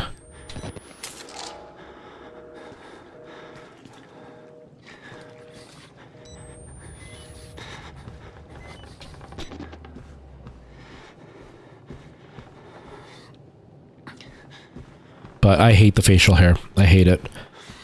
The only reason I ever do it is when I want to change in the way that I look. You know, I want to update my look, or I'm having like a bad time and I just want to kind of refresh myself. I'll do something different with my facial hair. But most of the time I like to be completely clean shaven. But for the next like 4 weeks, I'm going to have the porn star mustache thing going on. Oh, dude. Oh, that's messed up. TikTok, y'all don't know what you're missing. Okay. How good can you see it on TikTok? You can kind of see it on TikTok. Not great, though. Whoa!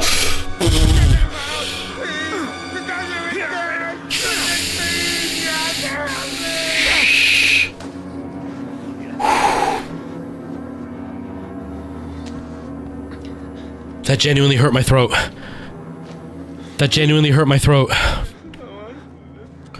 There's a spot on your face. You got something on your face there.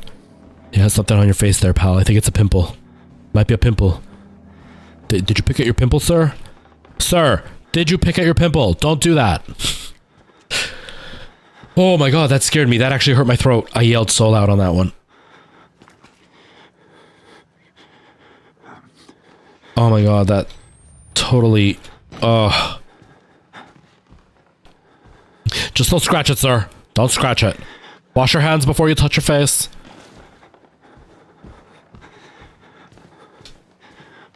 That scared me. I'm not happy about that. I'm not happy at all about that. That was scary. I forgot that this game is terrifying. We need to play this in VR. After the stream is done, I'm playing this in VR 100%. Oh, I so need to play this in VR. I hope I can tweak it to make it work because it's not made to be in VR. You have to put a mod on it. But I hope I can get it to work.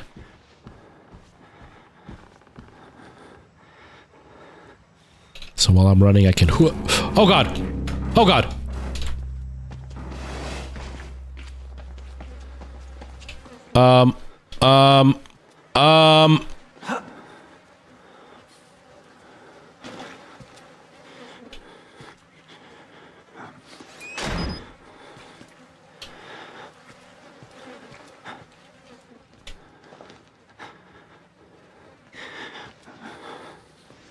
His breathing makes me so nervous.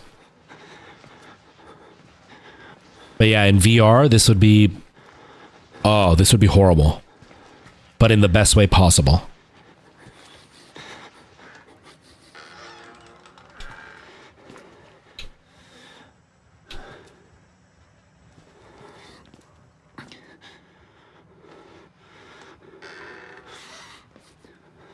Jeez.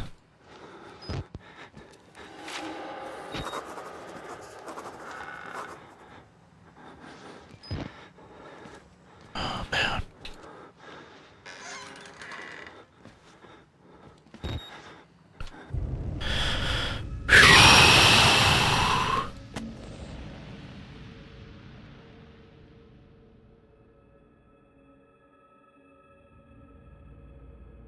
Oh, Delaney, I don't know what that means. I've gotten it for like random videos too. I don't know if they just ask randomly or if they actually target people and say that, but thank you for letting me know. I hope you're doing well, man. My whole channel is just on fire right now, so I'm not surprised if it is something they're doing at targeted channels. I wouldn't be surprised. I'm on the brink of losing my channel anyway. Yeah, I've gotten the question asked on random videos though, like on random channels. Some that I don't follow, but some that like the video is really good and I'll still get the message.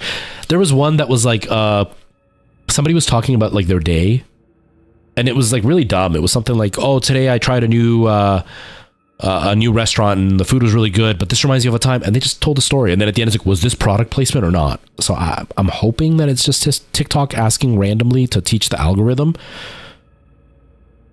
but I won't be surprised if it's them trying to get rid of my channel. Honestly, I wouldn't be surprised. Thank you for letting me know, though. I hate TikTok. Michael Jackson, I have screamed very loudly a couple of times now. It's very scary. I'm already beat all to hell, picking broken glass out of my scalp, a couple cracked ribs, nearly killed by a deformed giant. Looks like somebody tried to fuckstart this head with a cheese grater. He throws me through a wall, knocks me unconscious. I wake up and some doughy old man with a face like an alcoholic kitty fiddler in a homemade priest outfit calls me his apostle. Not a job I asked for. There are words scrawled on blood everywhere. I'm getting an ugly feeling in my gut that the priest is writing them and for my benefit. Dude, I'm so freaked out. I'm so freaked out. I gotta stop soon anyway, but... Ugh.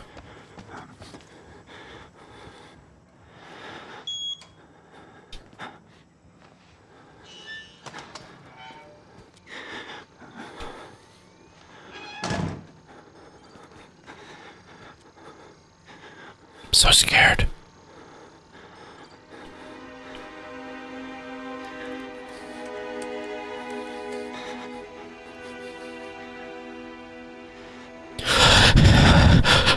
How much do you think they paid that guy to just... Uh-oh. No, don't... Oh, God. This was already scary. Don't do this. Of course it's in the frickin' basement. I hear things. Anyways, how much do you think they paid the voice actor to be like...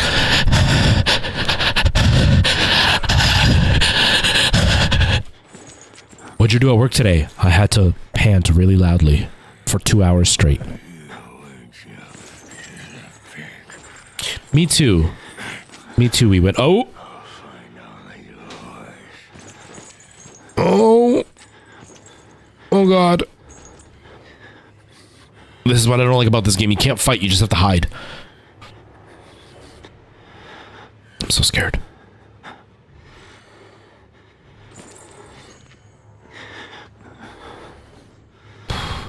But yeah, I'm glad I was able to stream. I'm very, I'm really upset that I haven't been able to stream lately because I've been so freaking busy. But it has been nice to be live today. I'm hoping that I'll be live at least for a couple of hours tomorrow. Can't promise that it's gonna happen, but I'm gonna try my best.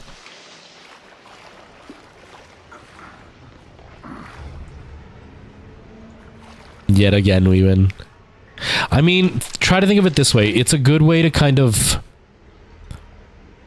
learn to be by yourself, because it also isn't very good to be so reliant on somebody else. Do you know what I mean? I'm not saying that you are, but try to look at the positive in it. Oh, a work party. Nice. What's the work party for? And no worries. If you're not here, it's not a big deal. Like I said, I don't know if I'll stream tomorrow. I'm hoping I will. But I have to work on that Minecraft video. I have a lot of footage I'm supposed to record. And I haven't had a chance.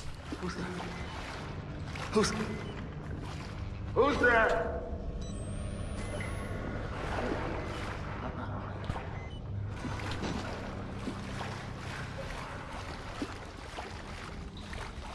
With food and music. Nice.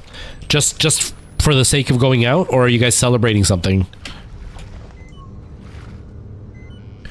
Oh, I hate this part, and I'm always out of a battery at this point.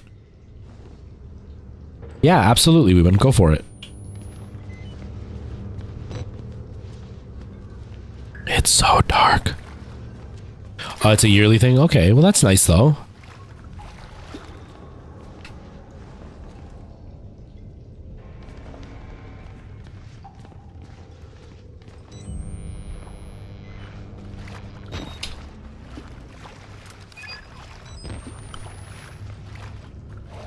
Whoa. Because I work for my brother, we don't really do work parties anymore, so I haven't had a work party in forever. Mind you, I never went to the work parties at work. I didn't like to, because I usually worked with a bunch of middle-aged women, and I worked by myself, so I would never actually see them unless it was like a really, really sick patient who needed, you know, 24-hour care, and we might switch off. But I never met any of my coworkers, so for me it was just such a waste to go to any kind of work party because I didn't actually know anybody.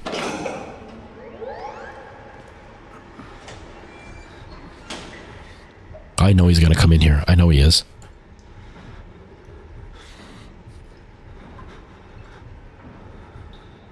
Yeah, so I mean, I think if you've gotten to the point where you're not able to be alone anymore, I think it's really good that you're kind of being put alone for short periods, because it's not like you're suddenly alone and you're never going to see them again.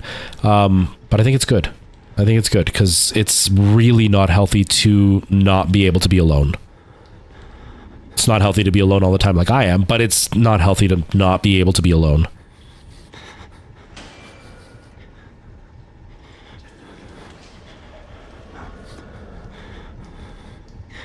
I can't see though. Is he gone? I think he's gone.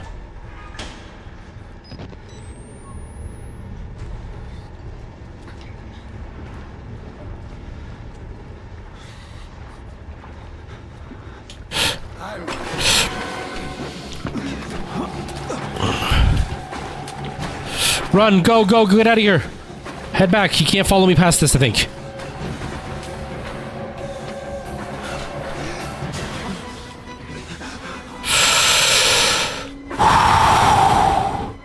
Don't come in here. Don't come in here. Oh, that was scary. That was scary. I meant to go in there. I was gonna cheese it and go in there, but I panicked and went over here instead.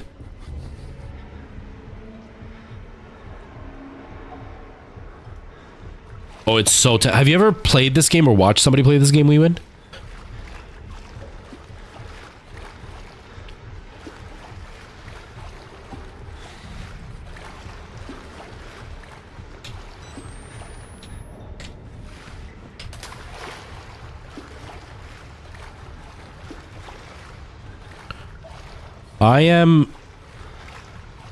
You saw her play it a long time ago. Yeah, it's super, super tense. The second one was also tense, but it was a lot darker in what they talked about. Like, there was a lot of talk about women getting assaulted and stuff, and it was really unsettling. Not to mention, it was really unsettling, but it was also the game was not as well made. The game wasn't as good as this one was. This one is really good.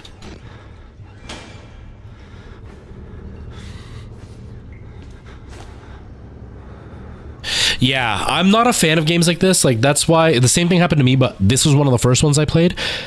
And I felt what you were feeling with Alien Isolation. Playing that game made me just kind of, I'm tired of not being able to fight back. What time is it? Oh, I should probably stop. You know what, let's head to that safe spot. And then I'm gonna stop, I think.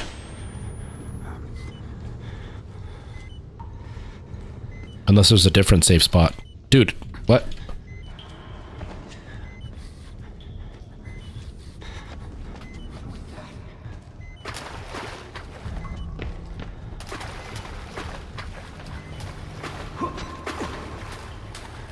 Okay.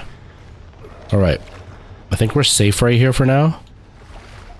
I don't know if this, I don't think this game saves. It saves, but it saves at a checkpoint, right? I should stop though, because I need to eat. It's already 6:15 for me. And I had barely 2 pieces of toast. I need to eat something good. I'm gonna make like chicken stir fry.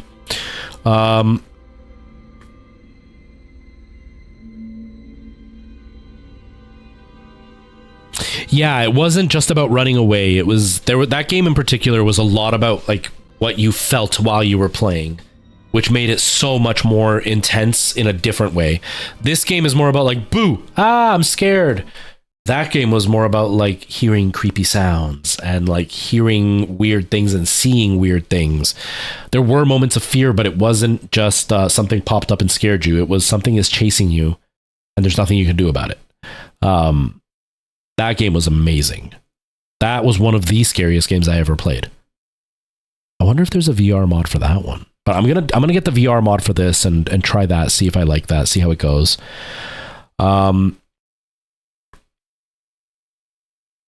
Silent Hill 2 I thought was really good. I don't think it's a good horror experience. It's a good psychological experience, big time. I didn't find it scary. Silent Hill 1 I found scarier, but it wasn't as in-depth or well-developed as number 2. So number 2 is better than number 1, but I prefer 1 to number 2. 3 I couldn't get into. I've tried multiple times, and every time I play for about an hour and a half, and then I get insanely bored and I stop playing. I don't know why. Because it's not even like, oh, it's badly written, or there's no action, or whatever. It just doesn't hit me in the right way, because it's the same as the others. And it's not like, there are games that I'll play and I'm like, yeah, no, like FNAF. I don't like FNAF. I think it's boring. I think it does cheap, lazy scares. The lore is kind of stupid. It literally is like, it's very obvious one dude wrote it, because it feels like one dude wrote it in his basement. Like, it just does not do anything for me. But when it comes to Silent Hill 3, I don't have any complaints to say this is why I don't like it. I just don't, which is really weird, and I don't know why. That's why I keep trying to play it, because I don't have a reason not to, and I really want to, but I just can't. I don't know why. Oh, we win. I don't even want to think about that. I mean, I mentioned it, and I would like to try it, but oh my god, I don't know if I'd be able to handle it. We should try it though. It's a little janky, but it exists. Yeah, it's like this one. The VR mod for this is kind of janky, because it still relies on mouse and keyboard or controller. And so it's still a little bit weird. I don't know if they've updated it. The last time I tried it was a couple years ago, but I want to try this in VR. I'm going to download the mod and see what it's like, see how it goes for us. Because if I just got those really loud jump scares, I don't even want to know what it's going to be like when I'm in VR and I can't do anything to hide from it. Yeah, now that I've seen myself on camera with this hair, I'm kind of liking it. It's starting to grow on me. I'm still not sure You know, it's a big change, and when you're on the spectrum, big changes can sometimes be really hard to handle. And one of the things that the ADHD in me will change my look often, but the TISM side of me hates it. Then I get used to it, and then I'm okay. And then the ADHD part of me goes, I need to change again. And the TISM part's like, no, I just got used to this, and then I got to change again. Ugh, so dumb. Thank you, Weewin. Thank you. I'm liking it. I'm feeling pretty good about it. I feel like it makes my face look less round, which I really like. It also just looks cleaner than the other hair. Cleaner in the sense of like, I'm not worrying about like my hair sticking up in a weird way because it is messy. So if it sticks up in a weird way, it's no big deal. The other hair, on the other hand, like it would always like flop in the wrong direction, and I have like flyaway hairs and stuff. This is much neater. That hair though was softer because it was so much longer. I could run my fingers through it. I can't do that with this. It's too thick. But I'm liking it. And obviously I've had some people pay attention to me, so that's a good sign. I'm happy about that. It's spot on. Even if you hate the beard. Yeah, it might grow on me. But like I said, I have to do the porn star thing, so that's happening soon. I'm going to make a video about it and everything. Daddy, sorry. So I'm going to make a video about it because we are recording our video for the show itself next Saturday, I think is what next Friday, I think is what we decided. I can't remember. Friday or Saturday, we're recording the video next week. And I need to look like my character by that point. So I need to shave now so that way I can start to kind of, one, get used to it so they can get used to it and just kind of stay on top of it at that point. And then we're going to have the porn star mustache. It's going to be weird. It's going to be weird. I'm sorry, Daddy. Oh my God, you're all too funny. Anyways, I'm gonna go make myself some chicken stir fry. I'm starving. And I'm probably gonna take a nap. I was gonna work on my Minecraft video. I don't have enough energy. The video is gonna sound like this the whole time, and that's just not fun for Minecraft. All right, so the goal is to maybe stream for an hour or two tomorrow. I can't promise that it'll happen, but I'm gonna try really hard. I'm exhausted. I'm drained completely. But I will try. If I'm too tired, I'll probably just stick to doing Minecraft and work on that because I do want to get the video up. I've been getting my videos out on like Sunday-ish. This next one might not come out till Monday, but I'm going to try really hard because I want to get it out. I'm really enjoying making the Minecraft content. I just don't have no time. But yeah, I'm going to get out of here. Thank you all for hanging out. Thank you for being here. I appreciate you spending time with me, and I will be back hopefully tomorrow. Behave because I will watch the VOD. I will be back tomorrow. Thank you all. I'm hoping to be back tomorrow, but thank you all. I really appreciate the love and the support, everybody. Have yourselves a really great day, and I'll see you soon. Take care, everybody. Bye-bye.